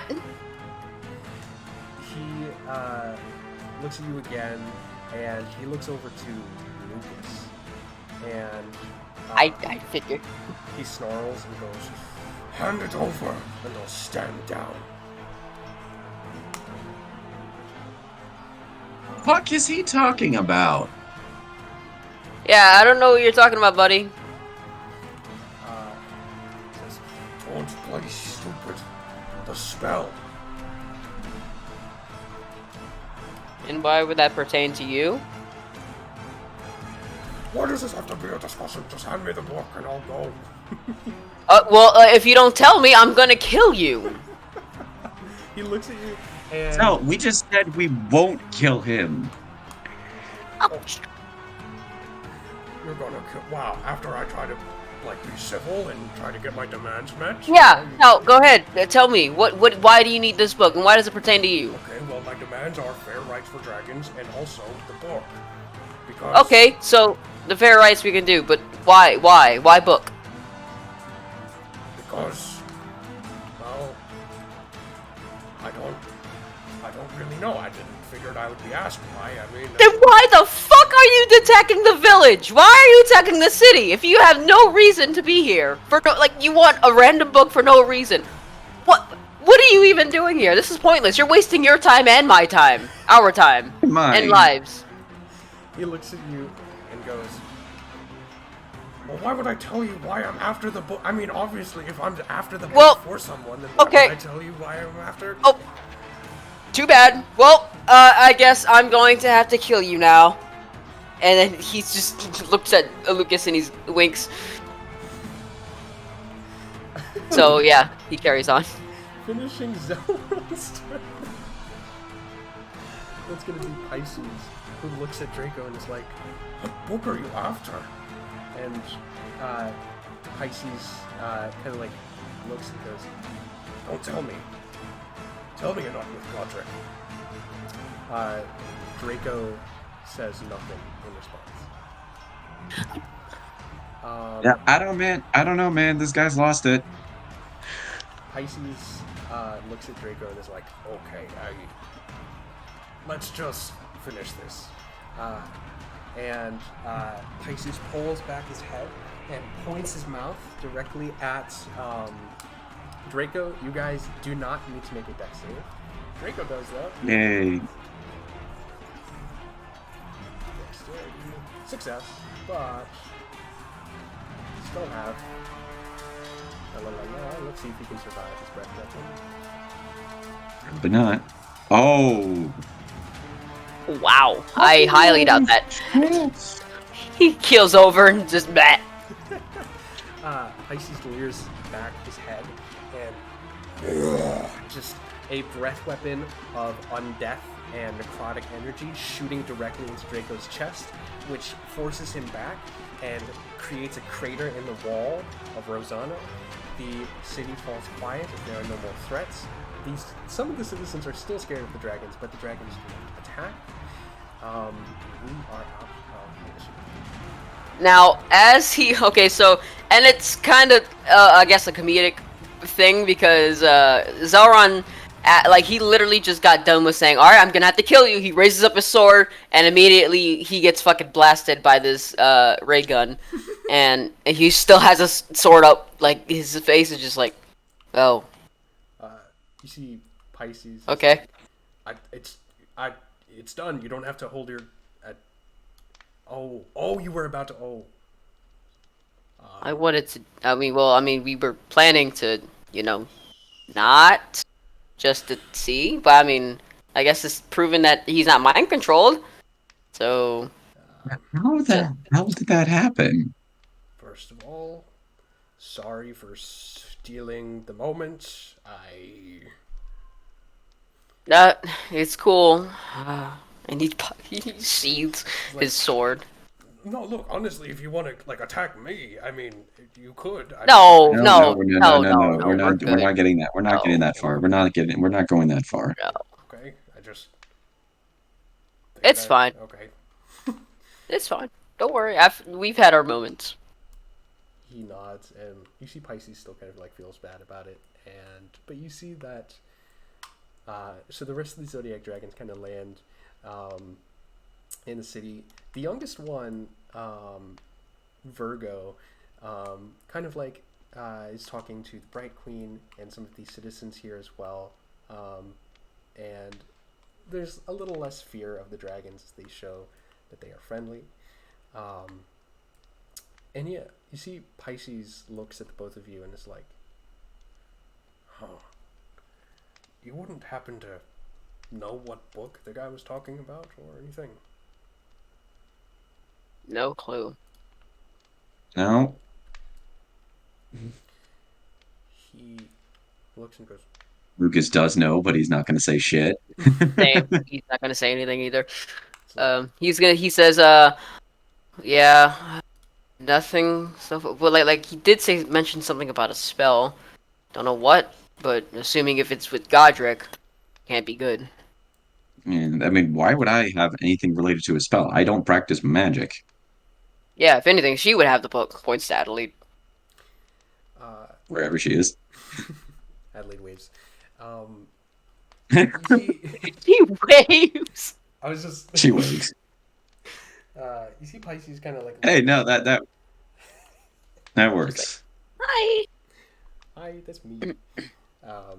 You see Pisces looks at you guys and says, "Okay, well, if you're honestly sure that you don't know what magic book he was talking about, it would seem that," looks at the rest of the Zodiac Dragons, "it would seem that our duty is done here, and don't want to cause any more fear to these citizens. Yeah, that's probably a good idea. Yes. Thank you for coming, though. Thank you. You really saved the city's bacon. I hope there weren't many casualties. Uh, Mm. Bacon actually sounds good for breakfast, though. you see, Eh, I'm more of a sausage guy. Pisces is like, honestly, I could honestly go for both. I feel like, but I feel like you always need eggs for protein, right? You always got to have eggs, I and mean, then yeah, A big that's guy like you fair. don't have to worry That's about fair. protein, though. oh yeah, definitely, right? Okay, well, speaking of breakfast, we haven't had breakfast yet, so we just fought on empty stomachs for some reason, and so yeah, we're gonna Ooh. go. Actually, do me a favor. Do me a big fat favor, and this will make you nice and full because he's so fucking full of himself. How about you track down a little person in this city named Zell, what Lord are you doing? Drakeon and get him off our backs. You can eat him. He's an evil person, Zell, not no, evil, but no, why no. not? Okay, as much as I hate the guy, I don't want him eaten by a goddamn dragon. No offense. One second. Yeah, but I mean, you don't understand. He was a literal parasite to us. Not only us, but Oh no, also I back, understand. you know. The guy was saying last night that Excalibur is going to be the savior of Exandria for all of this whole situation, and like I called him out on this, that kind of called him out on that, and then told him to walk away and stabbed his pamphlets.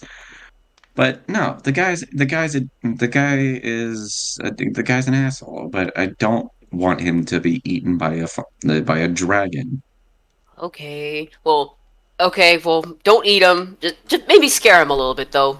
Just scare him. Scare the living hell out of him. Okay, that I can get behind. Just like walk up on him, pretend to eat him, and then fly away. It'll freak him out. Oh, okay, sure. He looks at the rest of them and goes, "Dragons, it is time." Um, they nod. He's over there, by the way. Can he like point to where Drakeon is? Yeah, you see. Dragon's probably not that hard to see. It's just like, yeah, that guy over there. You see, Pisces looks and is like, "All right, time to feast." They rush forward, and you see that the dragons. You hear off in the distance, even though you don't see Drakeon. You hear, you just hear him fucking scream, and you hear the sound of beating wings as you see off in the distance. Pisces is literally carrying Drakeon off into the sunset. You can see someone's busting into a laughter. Like, No, they're definitely laughing, but then afterwards, Lucas is like, if he actually gets eaten and Zadash ends up wanting to ask questions, I am gonna blame you no matter what. You know that, right? well, they won't eat him. They gave us their word, and we said nah, we don't.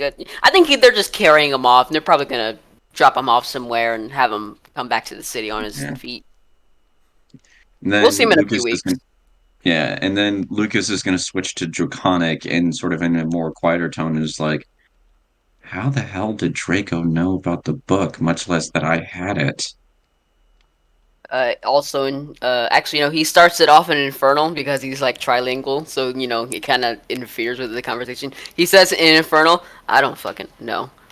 I don't. It could be just. Long language genius. Oh. Sorry. He switches to Draconic. He says, I don't know, but knowing Godric, he could have put stuff in his ear. I fuck if I know, honestly. But Not we to cannot comment. make sure. Back to We have comment. to make sure. Well, Oh, breakfast. breakfast. You guys walk off and grab breakfast. Hilaire too comes with as well. Girl, Mentions she didn't even get to attack. Barely. she gets her indeed. Uh, she mentions that Elena is kind of like still on her way, but your mother kind of like needed her for something.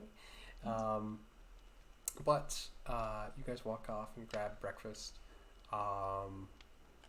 you see that, yeah, just like plates of sausage and bacon and eggs are presented. Nothing but bacon for Lucas. Fair enough. He Um, gets sausage. Zelrun does. hell yeah. Eating a hearty meal. Um, you guys see that eventually the Bright Queen is here in the restaurant as well.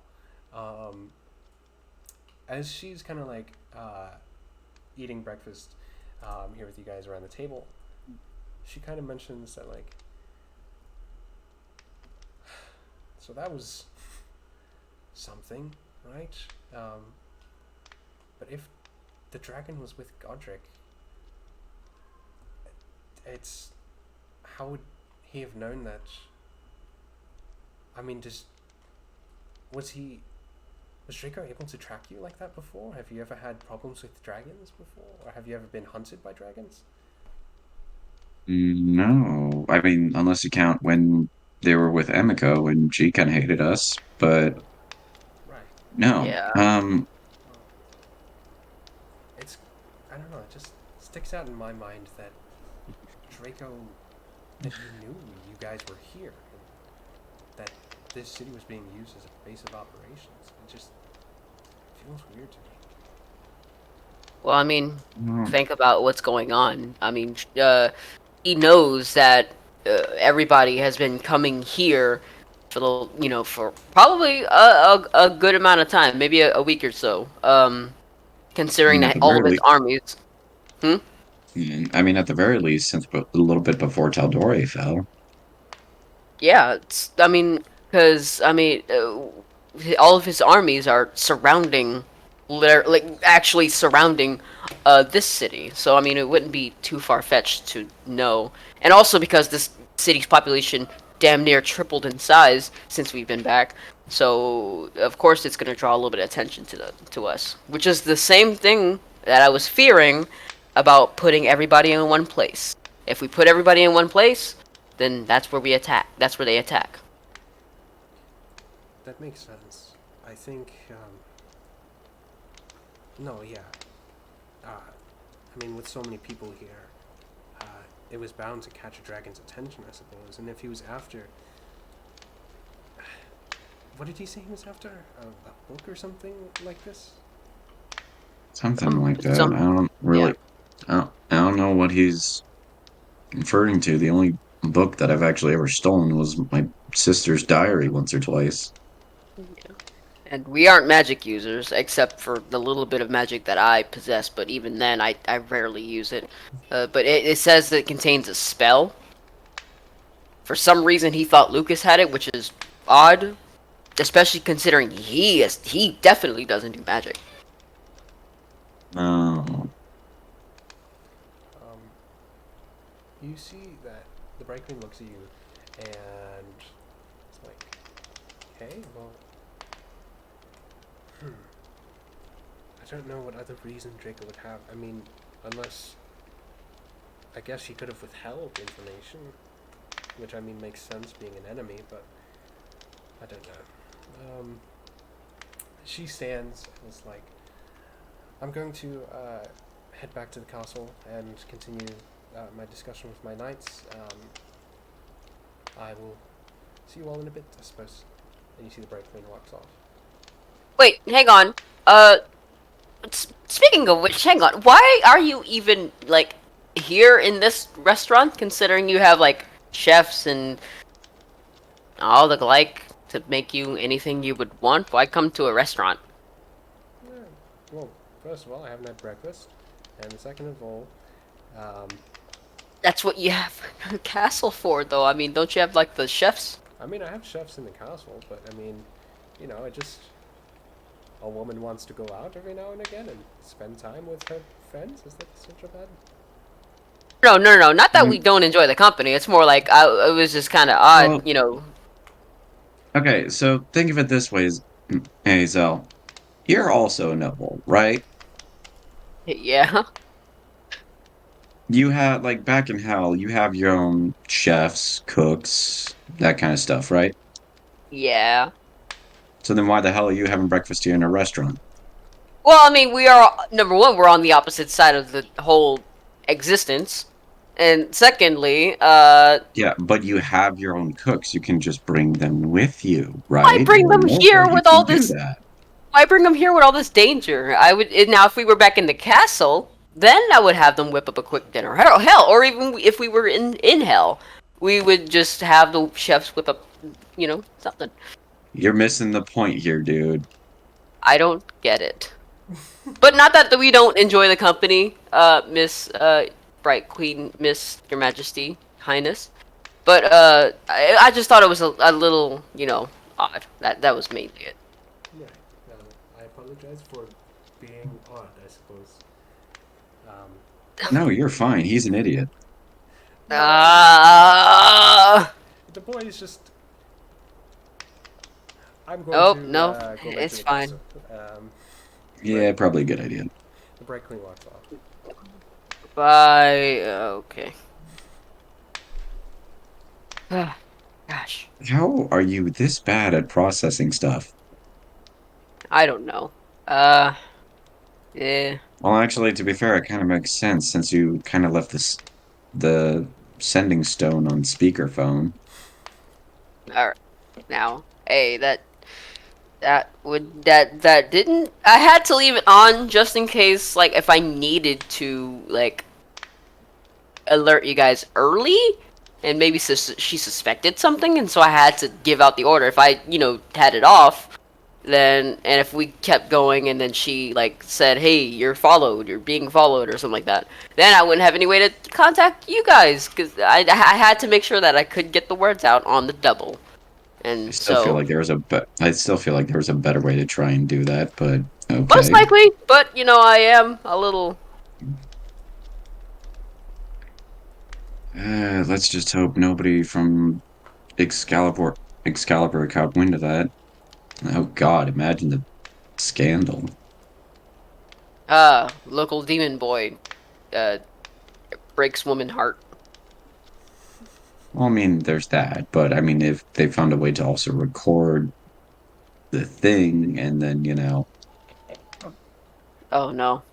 And I mean, that would be enjoyed by people all over the world. And Lord knows yeah, we don't need any of that. we don't even really need Excalibur here anyway. But like seriously, since its launch, has it really like done any good for us No, right now? all it ever did was just cause us pain and trouble. My point exactly. Which is why I think he should have been eaten by the dragon. Hey, don't get me wrong. I want him to earn his punishment as well. But I also want to be the one to deal that punishment, not some dragon to swallow him whole. Yeah, okay, that when you say it like that, that makes sense. Fair. I mean, not only is this whole Excalibur project pretty much a damn fluke, but also hiring out that Ripley guy. What was even Ripley's first name anyway? I completely forgot. Vincent. Um, Yeah, yeah, he no, was so either way. irrelevant that we don't even memorize his name. Jesus Christ. Anyway, Um, yeah, no. Excalibur can just probably wait like another good century or three. Yeah. But he did. Zelran says, well, you wait here. There are a couple of things I need to grab from the monastery, and it might be a while considering that I might run into Sammy. So, Yeah, uh, you sure you don't want a bodyguard? no, I got it.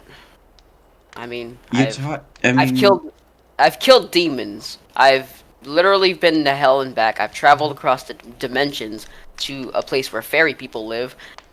I think I can handle a woman being mad at me. Or places probably hand can't. I on don't know.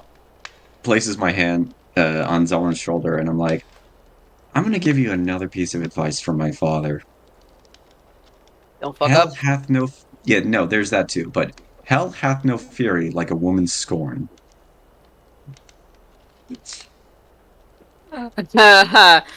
Oh yeah, yeah. That your dad hit straight on the money with that one.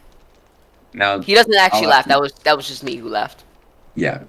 Now, are you sure you don't want a bodyguard who can be resistant to any punch, kick, or anything like that that comes from a very pissed off monk chick that you have been teaching for the last God knows how long?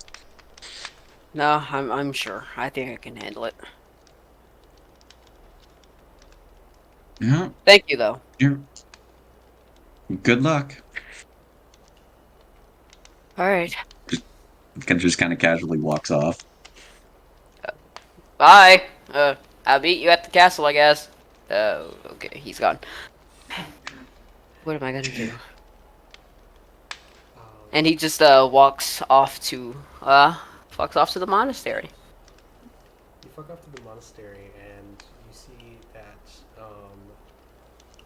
Robin uh, pushes the like slot in the door open, sees you, um, and he opens the door, and he's kind of quiet as you walk in, and he goes,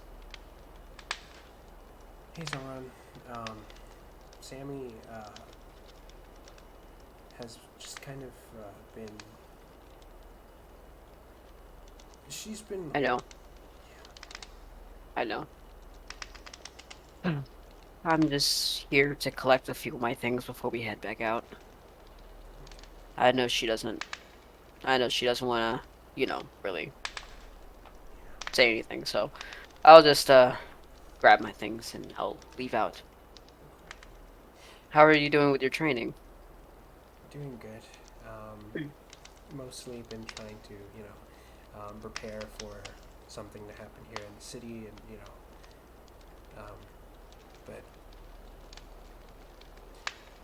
he's around if it's, I guess master kind of. I still think you're cool. You? Yeah, I mean, you did.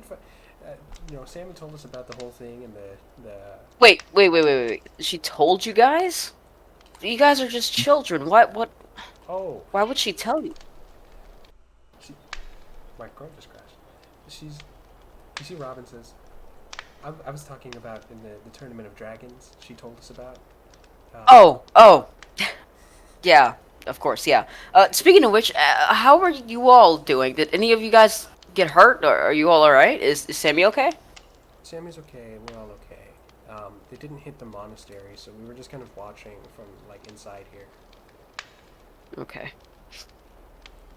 Alright, well, if you don't mind me asking, where's she now? She's in her office. She's been holed up there. She only comes out to teach us and then just goes back.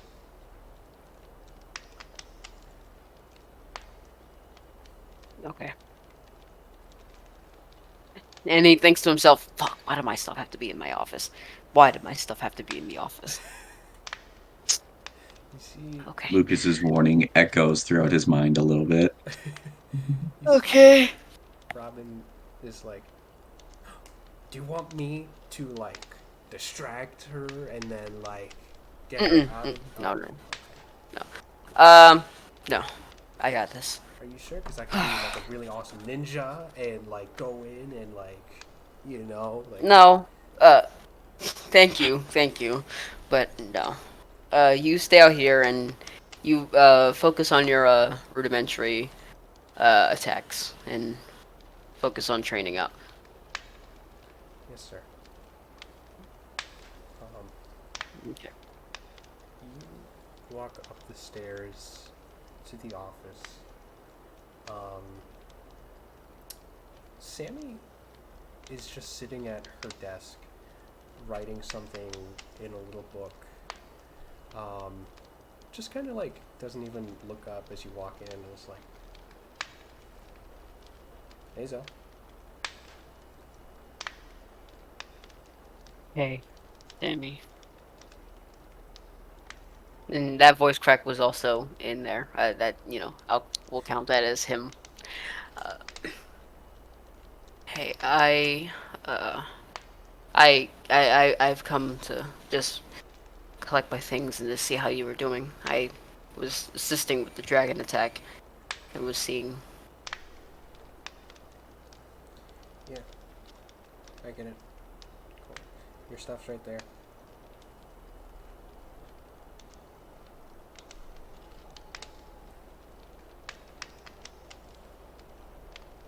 Sammy, I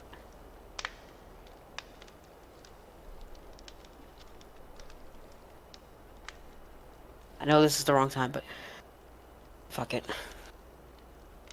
I have feelings for you.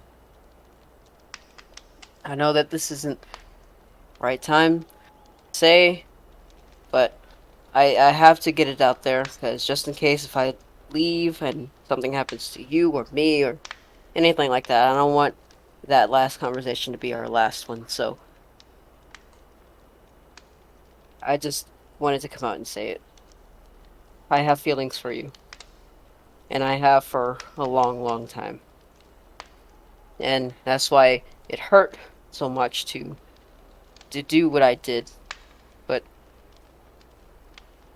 even though that there is regret for what I did, I know I had to do it. I had to, or else I wouldn't have a monastery to come home to. I wouldn't have you to come home to. I wouldn't have anybody in the city. I wouldn't have my friends. I wouldn't have anybody. So I know that you're upset. So I'll grab my stuff and I'll leave. And if you don't ever want to see me again, talk to me again, that's fine. I'll understand. And he walks over and he just grabs his stuff. You grab your stuff, and you get to about the door, and you hear she says, "It was fun,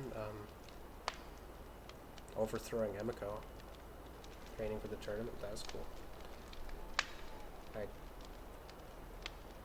I just... There was a time in my life when I would have done anything to hear you say those words that you just said. And I don't think that time in my life is right now.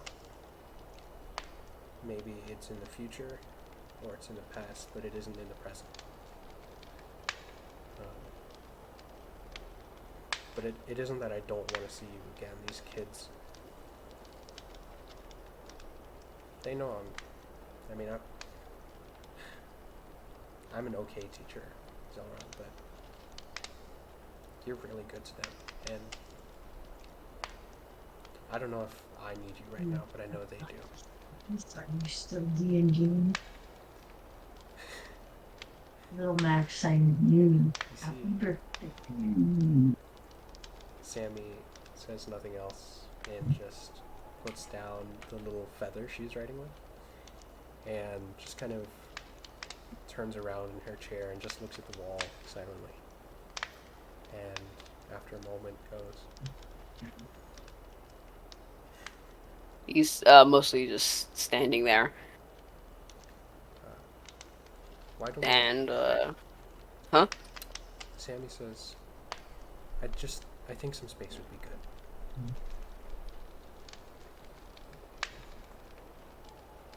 yeah. Well, when I do come back, I would hope to talk a little bit more about this and decide whether or not things will go the way they do. But I and the group here, just to let you know where we are headed to, the group and I, we're going to be... Wait. What are we going to be doing? What's the next course of action here? Going to the castle and talk to Bigwin. Oh yeah. We're gonna be going. I'm going to the castle with Lucas and Chrislina and everybody else. We're gonna be most likely be planning on taking down the other ones by either Godric or Cassius. Is that his name? Courses. I can't remember. Karsus, yeah, Karsus. Well, so yeah, if we get deployed out to go and deconstruct that, then we should be a while. So hopefully that will give you the space that you need. But he does something. Let me quickly look at my sheet. Okay. Hang on, sorry. Hang on. Okay. Okay. Um. Okay. He hands her a mess. I'm just kidding. No. He's gonna give her. He is going to unwrap his wraps, and actually one of his wraps. So I don't know how that'll affect battle, but he takes them off, and as she's staring at the wall, he kind of reaches over her and he drops them onto her lap.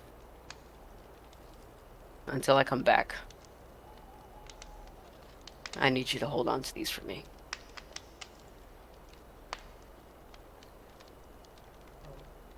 She looks down, goes, okay.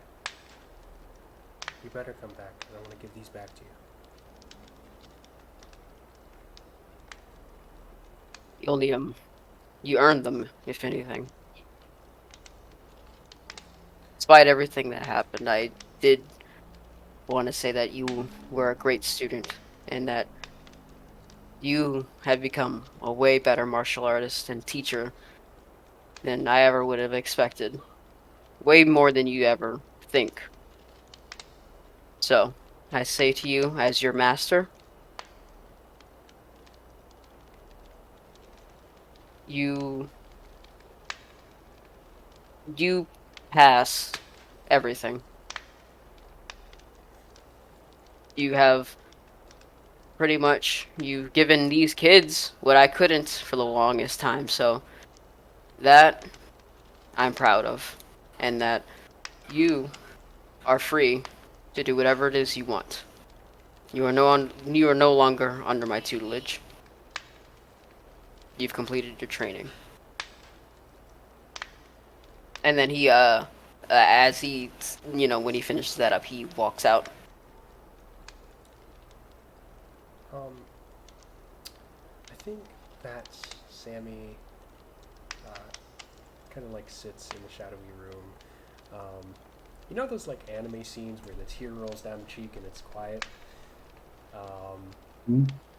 And they don't show like the eyes. It's like it's Yeah. all black underneath there. Yeah. Yeah. Yeah. So that happens, and then you walk out of the monastery. You know something? It kind of worked out in the favor because I kind of have a little bit of a cold, so I have the sniffles. So it kind of adds to it. Nice. Immersion. Yeah. You walk out of the monastery, and you see that some of your students kind of like wave as you leave. And then, yeah, you walk to the castle.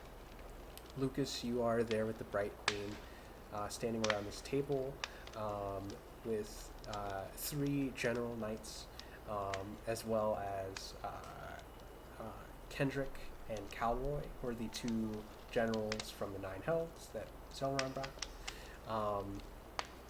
And you see that the Bright Queen projects this magical map onto this table of Exandria. You see she zooms in on Wildmount and takes these 3 kind of like figurines and sets them on different parts of the map. And one represents Karsus, one represents Delilah Briarwood, and the other represents Godric. Um, you see that the Bright Queen looks to you, Lucas, and she sets Delilah Briarwood's figure in the south, Karsus in the east, and Godric in the north. She looks and goes, well, it seems their forces are scattered. And it kind of seems like they're trying to create as much fear as possible and, you know, make cities feel as unsafe as they possibly can. But it also feels strange that they would divide their armies to conquer different parts as opposed to just dominating one region and sticking there. In any case, Lucas, which of these three do you think we should attack first?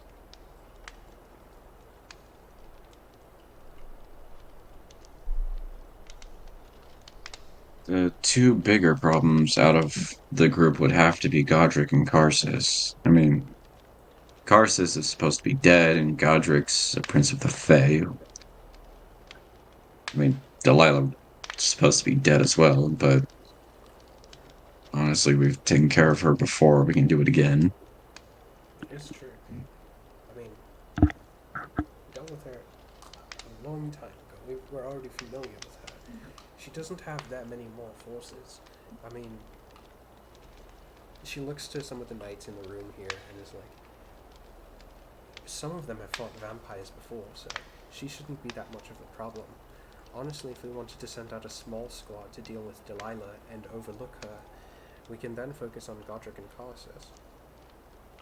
It just feels a little weird to me that one of my knights explained what happened at Yggdrasil when Karsus was resurrected.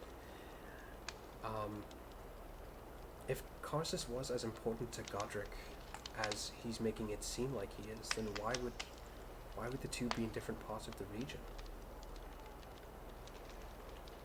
But there is, I don't know. But one thing for certain is, well, these three are sort of publicly making themselves visible. And there is one person, whether or not working with Godric, I don't know, but there is still one person that, as far as I know, is still hiding in the shadows somewhere.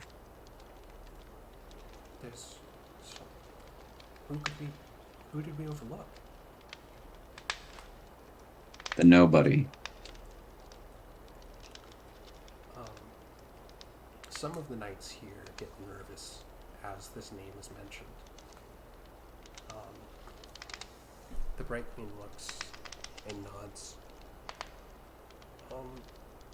You see, she says, I've been made aware of his presence, even though I've never met him before. One of my knights explained his acts. I don't.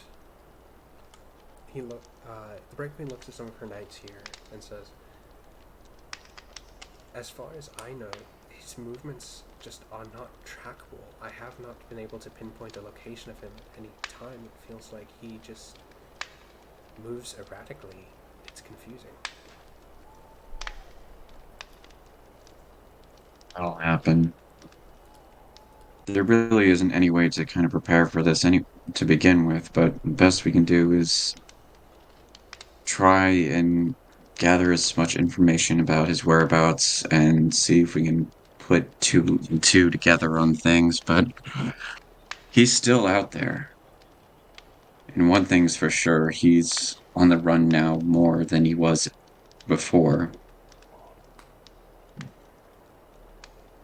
It's true. Um, she says, well, do you think we should focus more on trying to track down the nobody and defeat him and put him away, or do we think we should try and go after Godric and Karsus first and leave Luciu for later? The nobody for later.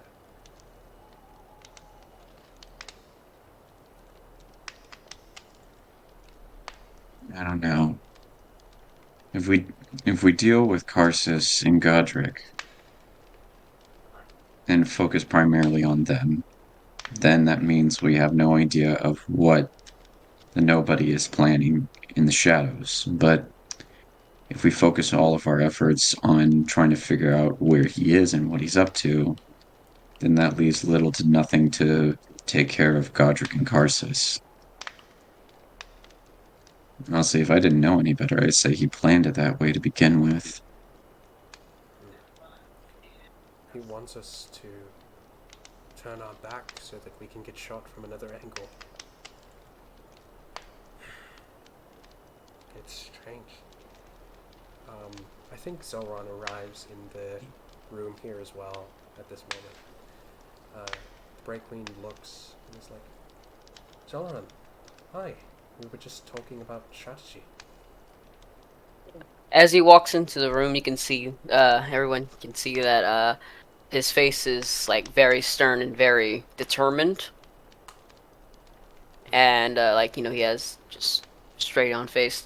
And he walks up and he says, well, what's the plan? We're just trying to figure that out. Right. So, So what do we have so far? okay.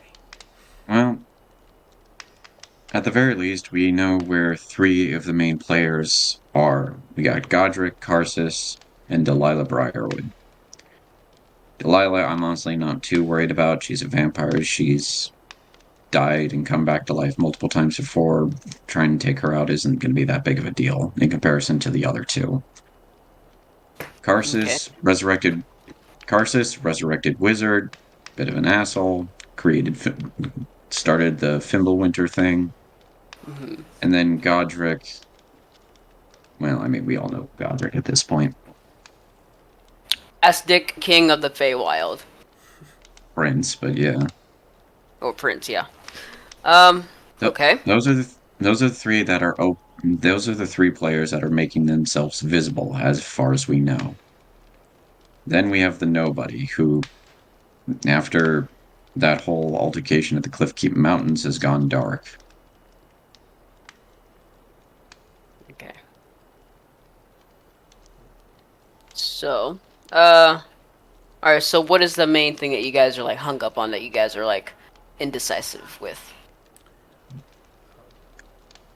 The Bright Queen looks and goes, right, so, first of all, as far as Delilah is concerned, we will be sending out a small strike team.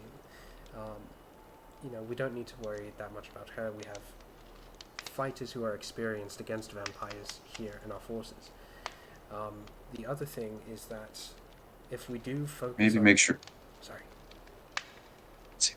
Maybe make sure that the Dorolas are a part of that if they made it out to Aldori. Right. The other thing... I'm fairly certain Percy wouldn't mind shooting her another few times. Something tells me he's been wanting to do that. But, so then, yes, if we focus on tracking down Karsus and Godric, then we are vulnerable to if the Nobody is planning something in the shadows and tries to attack, while we're attacking someone else, we remain prepared. But the same thing happens if we try to track down the Nobody. Godric and Karsus, can do whatever they want. But I suppose there's a possibility for a 50-50 split of the forces. Well, if you want my opinion, I say fuck all of that. See, because if you remember, from last time, the plan was that we send out forces, like, out there, and while the rest of us stay here to either guard the city or just rest up until it's their turn. Now that last one, everyone has come back and everybody is starting to rest up, I think that we should go after Briarwood first. Like, all of us, and here's why. I have a few reasons. Because number one, even though she isn't going to be that big of a deal, I still think that we should see this through, every single force we dismantle, we need to see it through. Make sure the deed has been done. Also, number two, uh, that gives us chance to focus on one thing so that we can get that out of the way. So that way we don't dispatch troops into one area and we dispatch troops in another area, then we're all split, then the city's compromised, everything like that. But if we just send one group out while the other is resting, we just send one group out to Delilah and her army, dispatch of there. If anything were to happen, everybody that's left that didn't go on the trip will be here to defend it. That way we'll be less open, and that way we'll have a much better chance of surviving a big hit. And once we're done with her, we come back and we send out the next group to either Karsus or whatever, and we follow behind them. And then that way we can split up the group into focusing on or hell, even 25% into finding out where Zigbar is, and while we're out doing that with Karsus. So I'm not 100% certain about that. I mean, if we go, I mean, the idea of doing rotating in squads, yeah, that doesn't sound half bad. But if we do a main focus of and start taking out Briarwood first, Godric and Karsus would have time to retaliate, and there's a good chance that their forces might be more powerful. Fair Definitely points, more. but They'd definitely be more powerful combined. fair, I agree, but I mean, we did send out a decent-sized army for when we took down Astrid, and they didn't attack or anything, which I mean isn't a good defense considering that they can attack at any moment. That was just probably a case where they didn't. But how about this? I have an idea. Sure. What if one of us, or not one of us, a few of us, a couple of us, stay back and behind, and while like maybe one or two of us go and assist with Briarwood, the others stay here and watch out for any attacks if whether Karsus or anybody were to come in and attack the city. They would be lookouts, making sure, and if anybody were to come, they alert us, and we would find a way to come back and either help out or to, probably ambush them while they're on their way. We'd have to have good range of communications for that, which, I mean, and I guess that's kind of what wizards and magic users are for. And actually, you bring up another thing that I've actually been kind of curious about. Why was Astrid their fourth person? I mean, at the very best, she's a wild card. Everyone else is, for the most part, dedicated to the cause. I mean, Briarwood is loyal to Godric because he brought her back to life. And same thing with Karsus. And nobody was pulled here by Godric, supposedly, as well, and given a chance to do God knows what, but the fact that it furthers his plans and kind of makes him more loyal to Godric and all that than Astrid would ever would.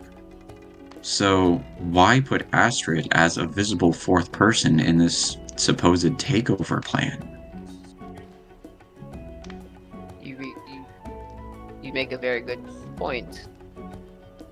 Could it be distraction while they have more time to buy for themselves as they do something behind the scenes? Because, I mean, at that point, she just looks like cannon fodder. She just looks like, just bait. You see that rightfully says it kind of, I mean, it's in the realm of possibility that yeah, they wanted to use Astrid as a distraction. It kind of, it's a little bit somber to think that they would just use her, and I mean, maybe they knew she would lose, and were like, oh well, do it anyways. But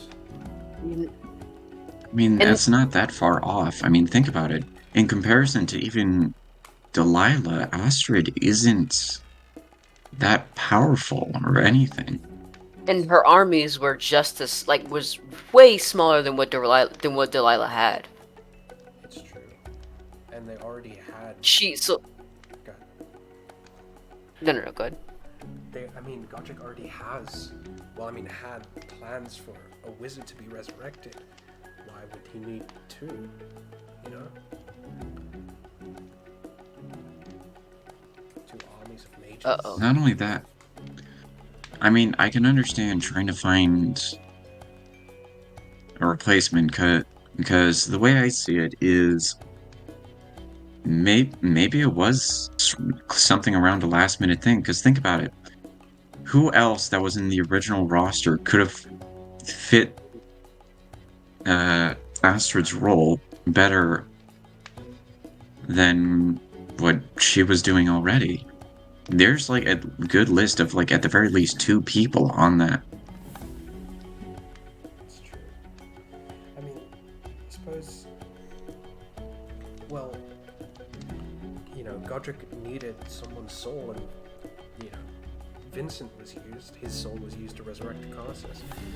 But I mean, I guess it's in the realm of possible. Even though we all know, he's so talkative about defending the nation, right? But I mean, there's a chance that if Astrid wasn't there, maybe he would have recruited Drakion and tried to use Excalibur. It isn't out of the realm of possibility that Excalibur is in Godric's pocket and exploiting something. Oh no. Excalibur was in Godric's pocket as soon as Vincent Ripley was in charge of it all. Oh, he's gonna turn to Lucas really quickly. He's gonna say in Draconic, what if that's how he learned of the book? Excalibur. I doubt it. We killed Vincent in the Feywild. Yeah, but I mean, maybe Godric somehow knew that you had it, and he sent out Drakion to, with it. I guess maybe he's using the drones or something to use that as a means of tracking us for leading that dragon here. Seems a little excessive. A little bit, but I mean, we can't ignore all possibilities. I'd rather ignore that possibility. But yeah. He goes back into common. Yeah. Bright Queen looks and goes, right, so I think we hit Delilah first. We see it through that Delilah Briarwood is taken care of. We don't know if she knows we're coming, or if she met up with any allies out there, but I think that sounds like a solid plan. We hit Delilah first, and you see. Maybe not necessarily with an army. Like I said, think about it. Delilah, she's the second weakest after Astrid.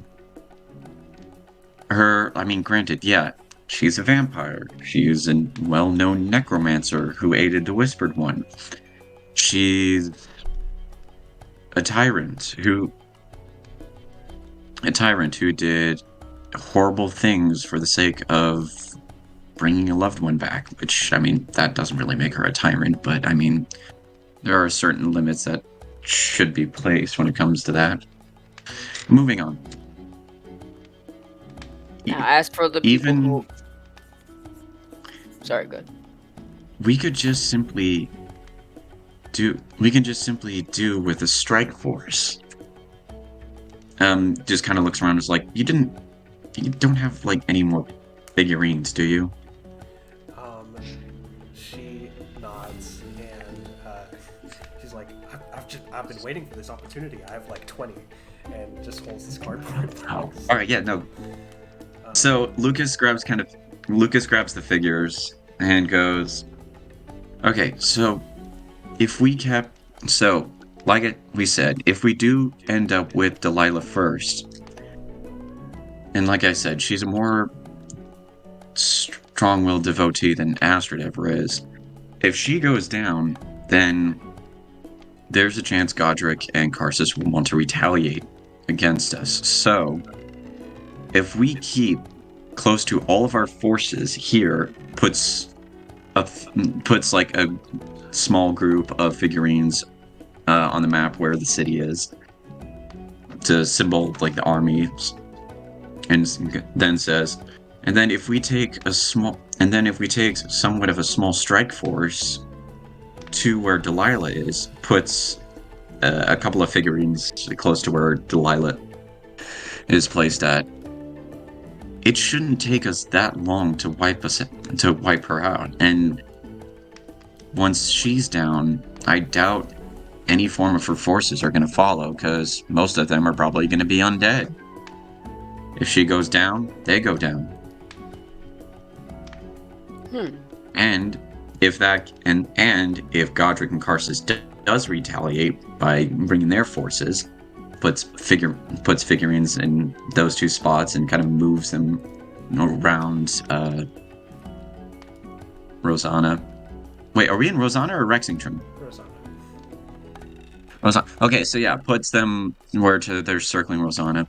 We still have most of our armies from here and from Hell to help defend the city, which puts us in a better position than if we sent out a portion of our army. And it means it'd be less magic to try and teleport the strike team back if need be. Okay. Well then, we'll need to collect the best, I guess, vampire hunters, all over the realm then. Turns to one of the soldiers and is like, you. You see this soldier with like armor and like tan skin looks over and is like, yes sir, me? Were you talking me? No, don't worry, I'm not volunteering you for the strike team. Go around the city, see if you can find Percy and Vexalia de Rollo. Tell them to come here immediately. Yes sir. The knight rushes out of the castle. And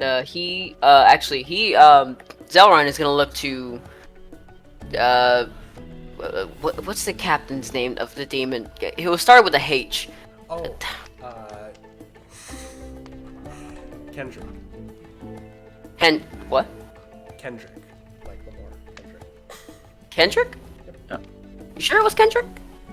Kendrick. And then Calroy was Legionnaire. Calroy. Oh, okay. Okay, so, alright, so he's going to look to, Kendrick. He's gonna say, alright, and as for you, I would like you to look around the city, and, well, not look around the city, just look around the barracks. Round up anyone who, is either professional vampire hunters, or round up those who have experience with vampires, taking them down, that sort of thing. I'd say like what, 5 at least, maybe? Because I mean, obviously we're going, right? Yeah. Yeah. 5 at least, 10 at most. 15 maybe pushing it a little bit, but That's kind of pushing it. yeah. And make sure 2 of them are a couple of powerful wizards that can actually teleport people. And make sure that they are the best possible choice. The best possible choice that we have. We don't want to try and send a rookie into this. He nods and salutes and says, yes sir, and marches off. Okay. Now, as for those who will be staying behind, actually, quick question. Are we close, out of character, are we close to the episode end? We are pretty close, yeah. Probably. Okay, well then I probably won't determine any names until we know who's coming next time. Because if we were still doing this now, then I would just say that Adelaide and Crystalina would stay and we would go. But I'll wait until then to determine who will go. But yeah, you and I, you and I, Lucas, are definitely going. Oh hell yeah! So, And Percy and Vexalia are also coming with us. Heck, so that's already 4 in the bag. you see that as this conversation is happening, you see a messenger runs up to the Bright Queen, an elf with long blonde hair, pointy ears, kind of like paler skin, and runs up to the Bright Queen and kind of like says, "Excuse me, Bright Queen, Miss Your Highness." Turns around, and you see the messenger places a sending stone in the Bright Queen's hand. And you see that the messenger looks and says, one of our soldiers was able to one of our soldiers traveled north and placed a sending stone behind enemy lines. The other end of the sending stone is supposedly the soldier claims that he's hearing Godric and Cossus. Bright Queen looks and is like, "Are you sure about this?" Messenger looks and is like, "See for yourself." Holds it to her ear. And looks to Put you. that As shit on Lucas is hearing- speakerphone. He's just like, Yeah, put as that. Lucas is hearing this, he turns around. All right, who's good at writing shorthand? Raise it. One of the soldiers raises his hand. Get this guy some paper and ink. We need to start writing this shit down. Rushes over to the desk. The Bright Queen puts the little thing on speakerphone, and you see, just like feather and quill are held over the paper, and you hear Godric and Carsus. The first thing you hear is like footsteps, and then you hear Godric. He, just out of curiosity, do either of you speak Elvish?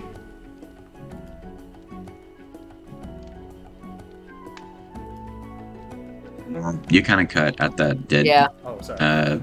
you dropped that after just out of curiosity? Oh, do either of you speak Elvish? No. Ooh. No, I don't. I don't know why I chose Celestial. Why didn't I put Elvish, considering his mom is an elf? It's all good. Damn it. That was stupid of me. Nah. Yeah, no, I don't have Elvish. Yeah, me neither.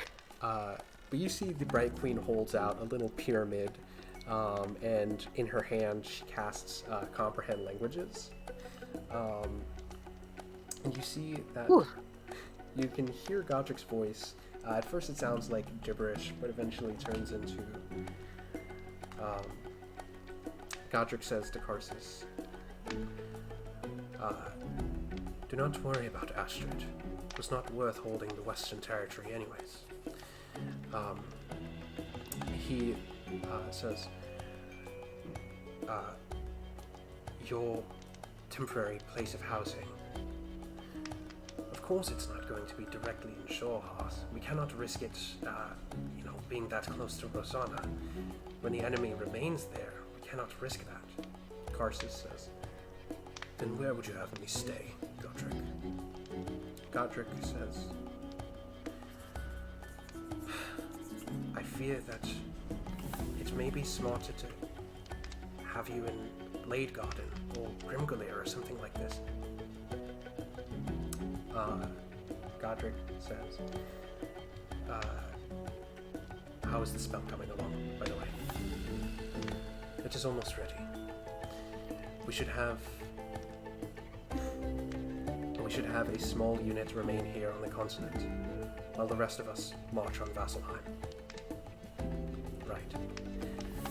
We will march when it's ready, I suppose, Carsus?" "Yes." "And where would you have me stay?" "Grimgulair." And the communication ends. The Bright Queen looks and goes, "Grimgulair? that city was abandoned a long It's in Grim. time ago. Lucas is going to be like, what's in Grimglair anyway? Honestly, I don't think anything besides, I suppose, where Causus is housed, unless... Is there like an is there like an old legend, prophecy, old ruins somewhere, something that he can access or something to make him powerful, or I don't know, just is it something old, ancient there?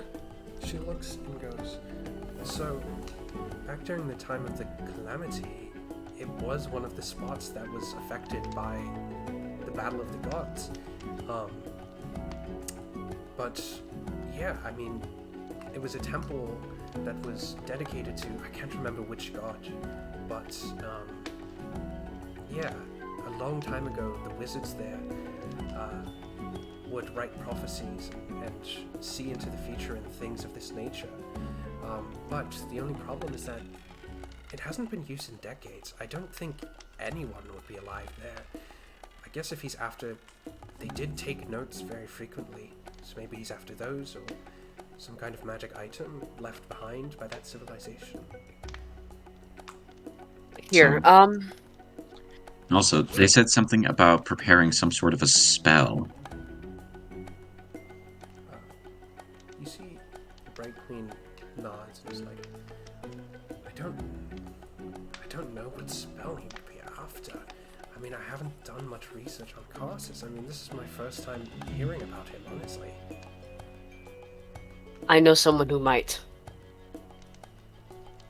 He like turns his head like very slowly toward is Hilera the second in the room? Yes. Turns his head very slowly. Passing Lucas, making him think, oh shit, am I really gonna have to expose that I have the book? Oh, no, he immediately just goes past and he's just like, I know. Lucas just kind of, yeah, Lucas just, like, after Zelrun's head passes, Lucas just looks at him and is like, you dick. Yeah, you see that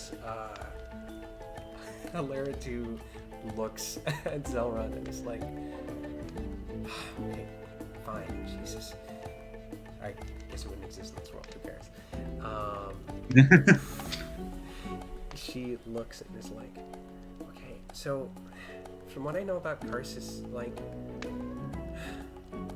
a long time ago, so spells as we know them can only go up to 9th level. You know, that's for a very specific reason. You know, Mistra dedicated it that way as the goddess of magic. But a long time ago, probably during the time of the Calamity, if I remember it right, he wrote a spell called Karsus Avatar, which would allow him to overtake a god in its entirety. You know, this was the only 12th level spell ever created, and it had some crazy material components. Like, you had to get a dragon's heart, you had to get like the bones of a Tarask. Like, it's almost impossible to cast. You think this might be the spell they're talking about? It's possible. If it takes that much time to prepare, and they want to wait until it's ready, then it's likely that it is the spell they're, you know, trying to get ready before they go to Vasselheim. But it's... She looks at the Bright Queen and is like, there aren't any Tarasks in Wildmount, right? Bright Queen's like,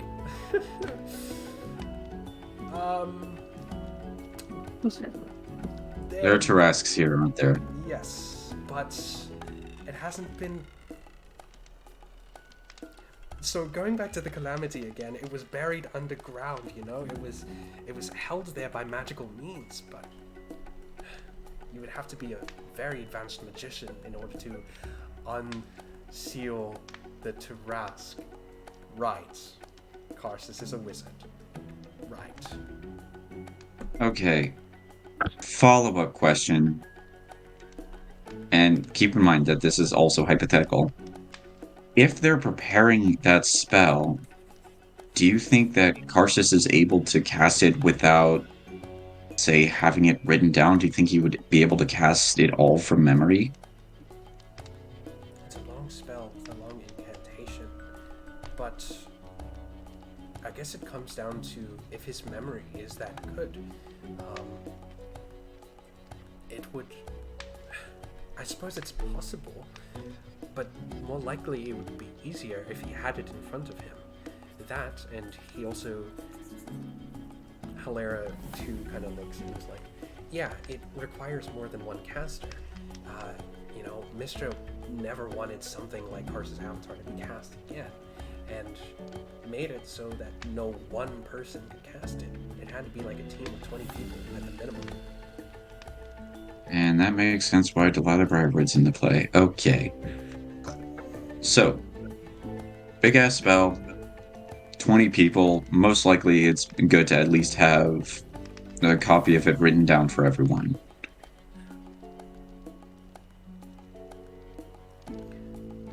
Looks to Zelrun and is like, and in Draconic is like, maybe it's time we let the cat out of the bag?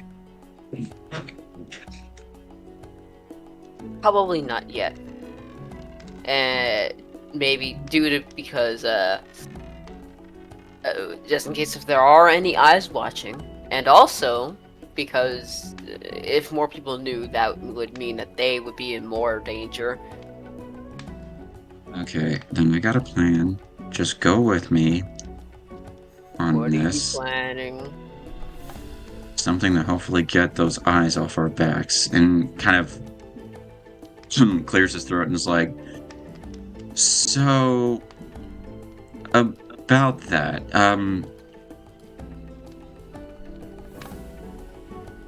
we may have actually destroyed a copy of that spell.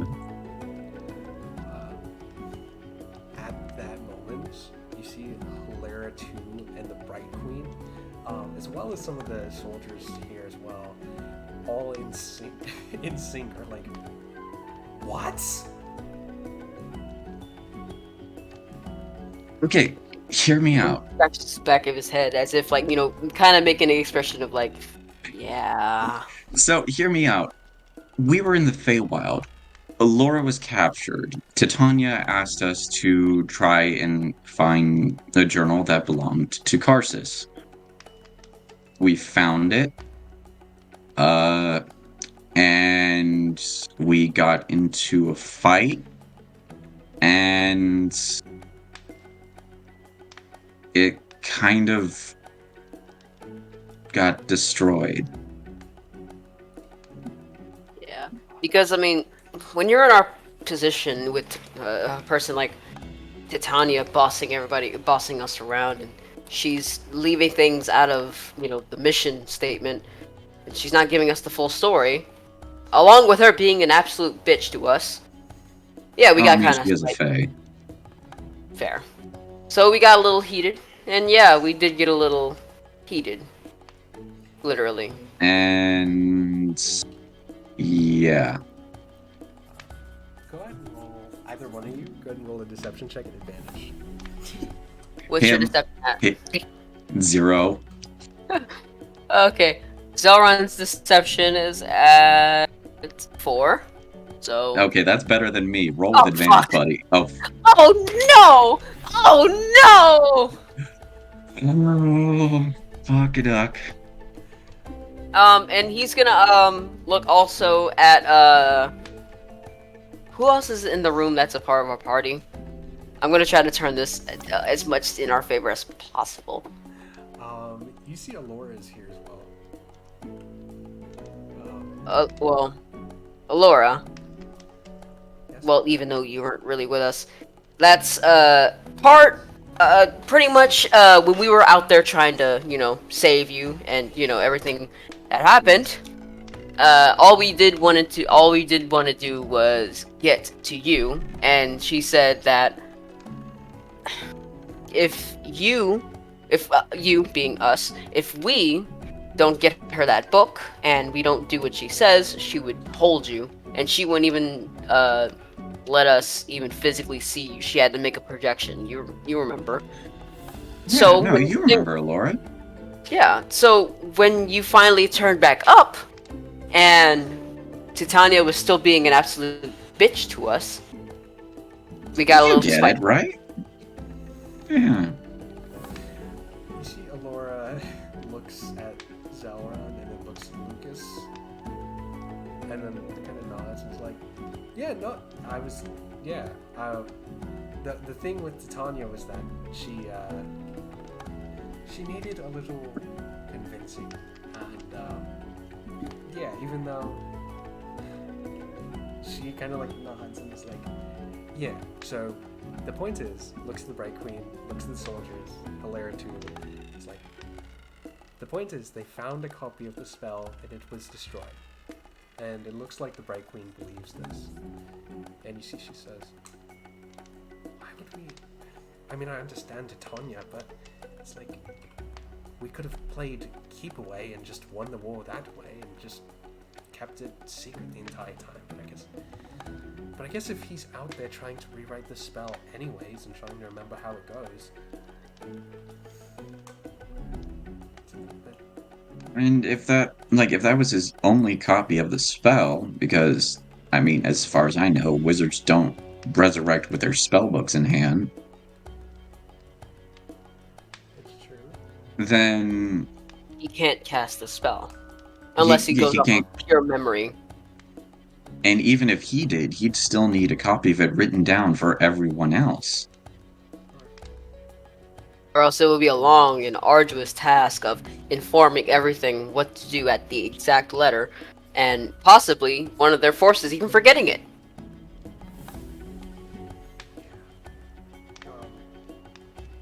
Bright Queen nods and is like, okay, so I guess this can work in our favor. It would be, if Cossus doesn't have the copy of the spell because it was destroyed and no one has the copy of it, then I suppose that puts us in a better position. But if he is out there rewriting it, maybe that's what he's at the temple for. Could be. But you know what this does give us?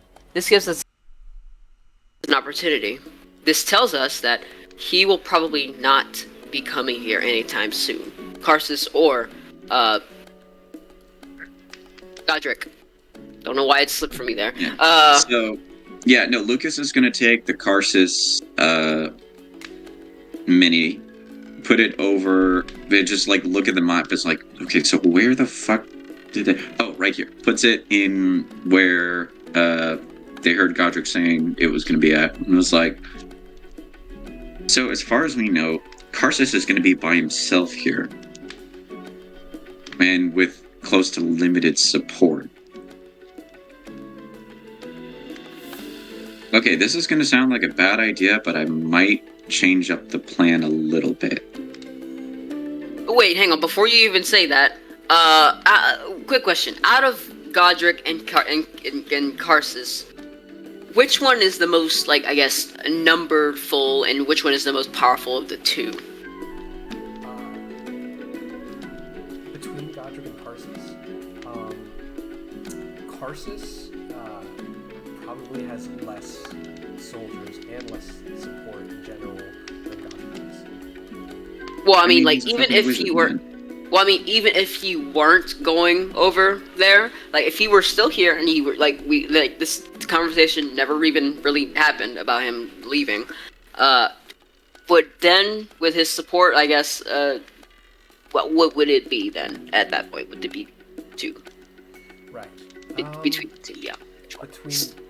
Between the two, realistically, Godric is, of course, completely, like, outnumbered. Your 1,600 soldiers, like, more than double his soldiers. But you think that Godric and Karsus probably split half and half. So probably somewhere around the 200, 300 mark are, like, protecting Karsus, wherever he is. Okay. Well. Alright, Lucas, carry on. What is this insane, batshit crazy plan that you have? So, first off, we still have we still get the strike team to go for Delilah, because honestly, she needs to get taken care of now more than ever.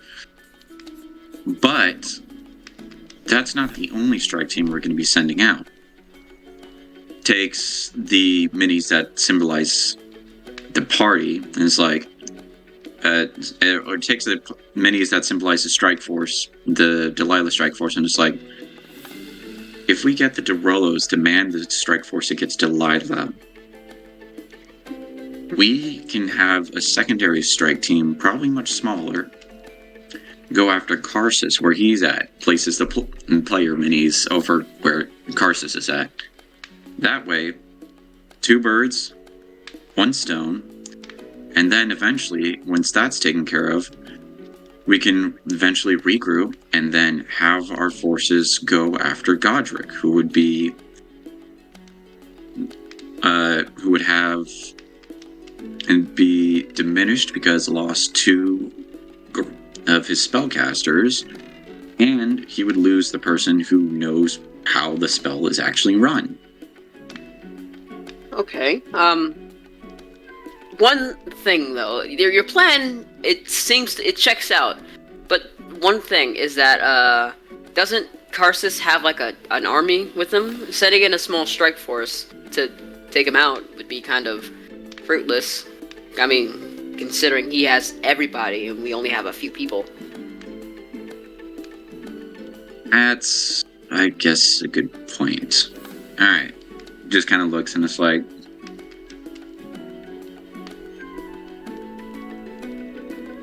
out of curiosity, and this is kind of like in and out of character, out of curiosity, how many do we actually have in total as of right now? That are not resting. That are not, recuperating. Alright. In total, the not resting soldiers that are active and ready to be deployed, you're looking at about 1,200. Perfect. A lot. So Lucas is gonna. So yeah, Lucas just after hearing that, Lucas just kind of looks and is like, "All right, well, when in doubt, I guess we can almost go." And like, how many do we have resting as of right now? About 400. Okay. Lucas kind of looks at the map for a second. It's like, okay. So then, how about we take part of the ready to deploy forces and do probably as close to as all-out siege as we can. Once we take care of Karsus, at that point, everyone else is probably going to be ready to get going, and we can start laying into Karsus, laying into Godric more, while we still have the strike force taking care of Delilah. Okay, yeah. Now, as for the amount, one more time, sorry, as of right now, Karsus, what does he have?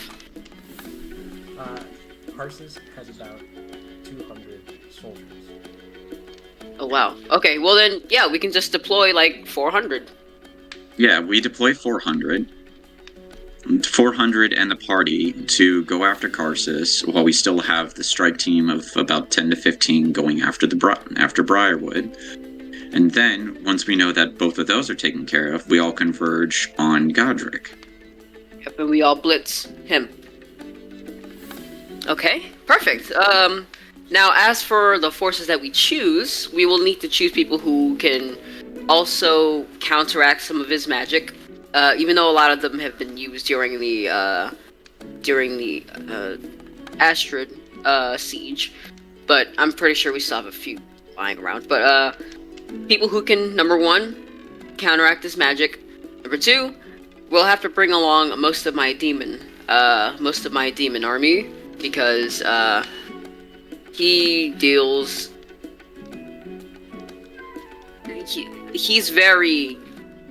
He deals in very strange magic. I don't know. I just think that the demons would work here. Something tells me. Alright, fair enough. So we take about, 300 demons and 100 normal soldiers? I'd say split Or it you 50-50. 150 50-50? Oh, well, I mean, Okay. they have 200 of each, I mean. Yeah, okay, split it 200 of each, have 400 soldiers plus the party, go after Karsus, take him out, have the Briarwood Strike Force take care of that problem. Like, as he's doing this, he's arranging minis to, like, show off the plan. And he, like, in the middle, he just kind of looks at the bright and is like, this is so much more entertaining than I think. This could almost be like a board game of some sort. I'm telling you. Yeah. Oh my god, it's so much fun. All we need is dice to determine where we're gonna go, but Hey, there you go. There's an idea. Anyway. workship later. Anyways. But Yeah, anyway, so take 400 soldiers plus the party. To Karsus, take the Briarwood Strike team to go against Delilah. Still make sure they have at least a couple of mages because teleportation is probably going to be essential in this.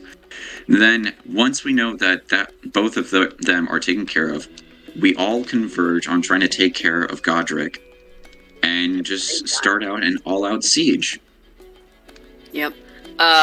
But before we actually get onto the Godric thing, after we take care of Karsus, we would need. I want everyone to rest up. Like, I mean everybody. So I want to take some time, and the minute that we notice that Godric is leaving that place, that's when we all make our move. I want the entire army, all of our eggs in this one basket. We need to give them everything we have, because something tells me that we're gonna need everything. And there's no one left on the board at that point to mess with us.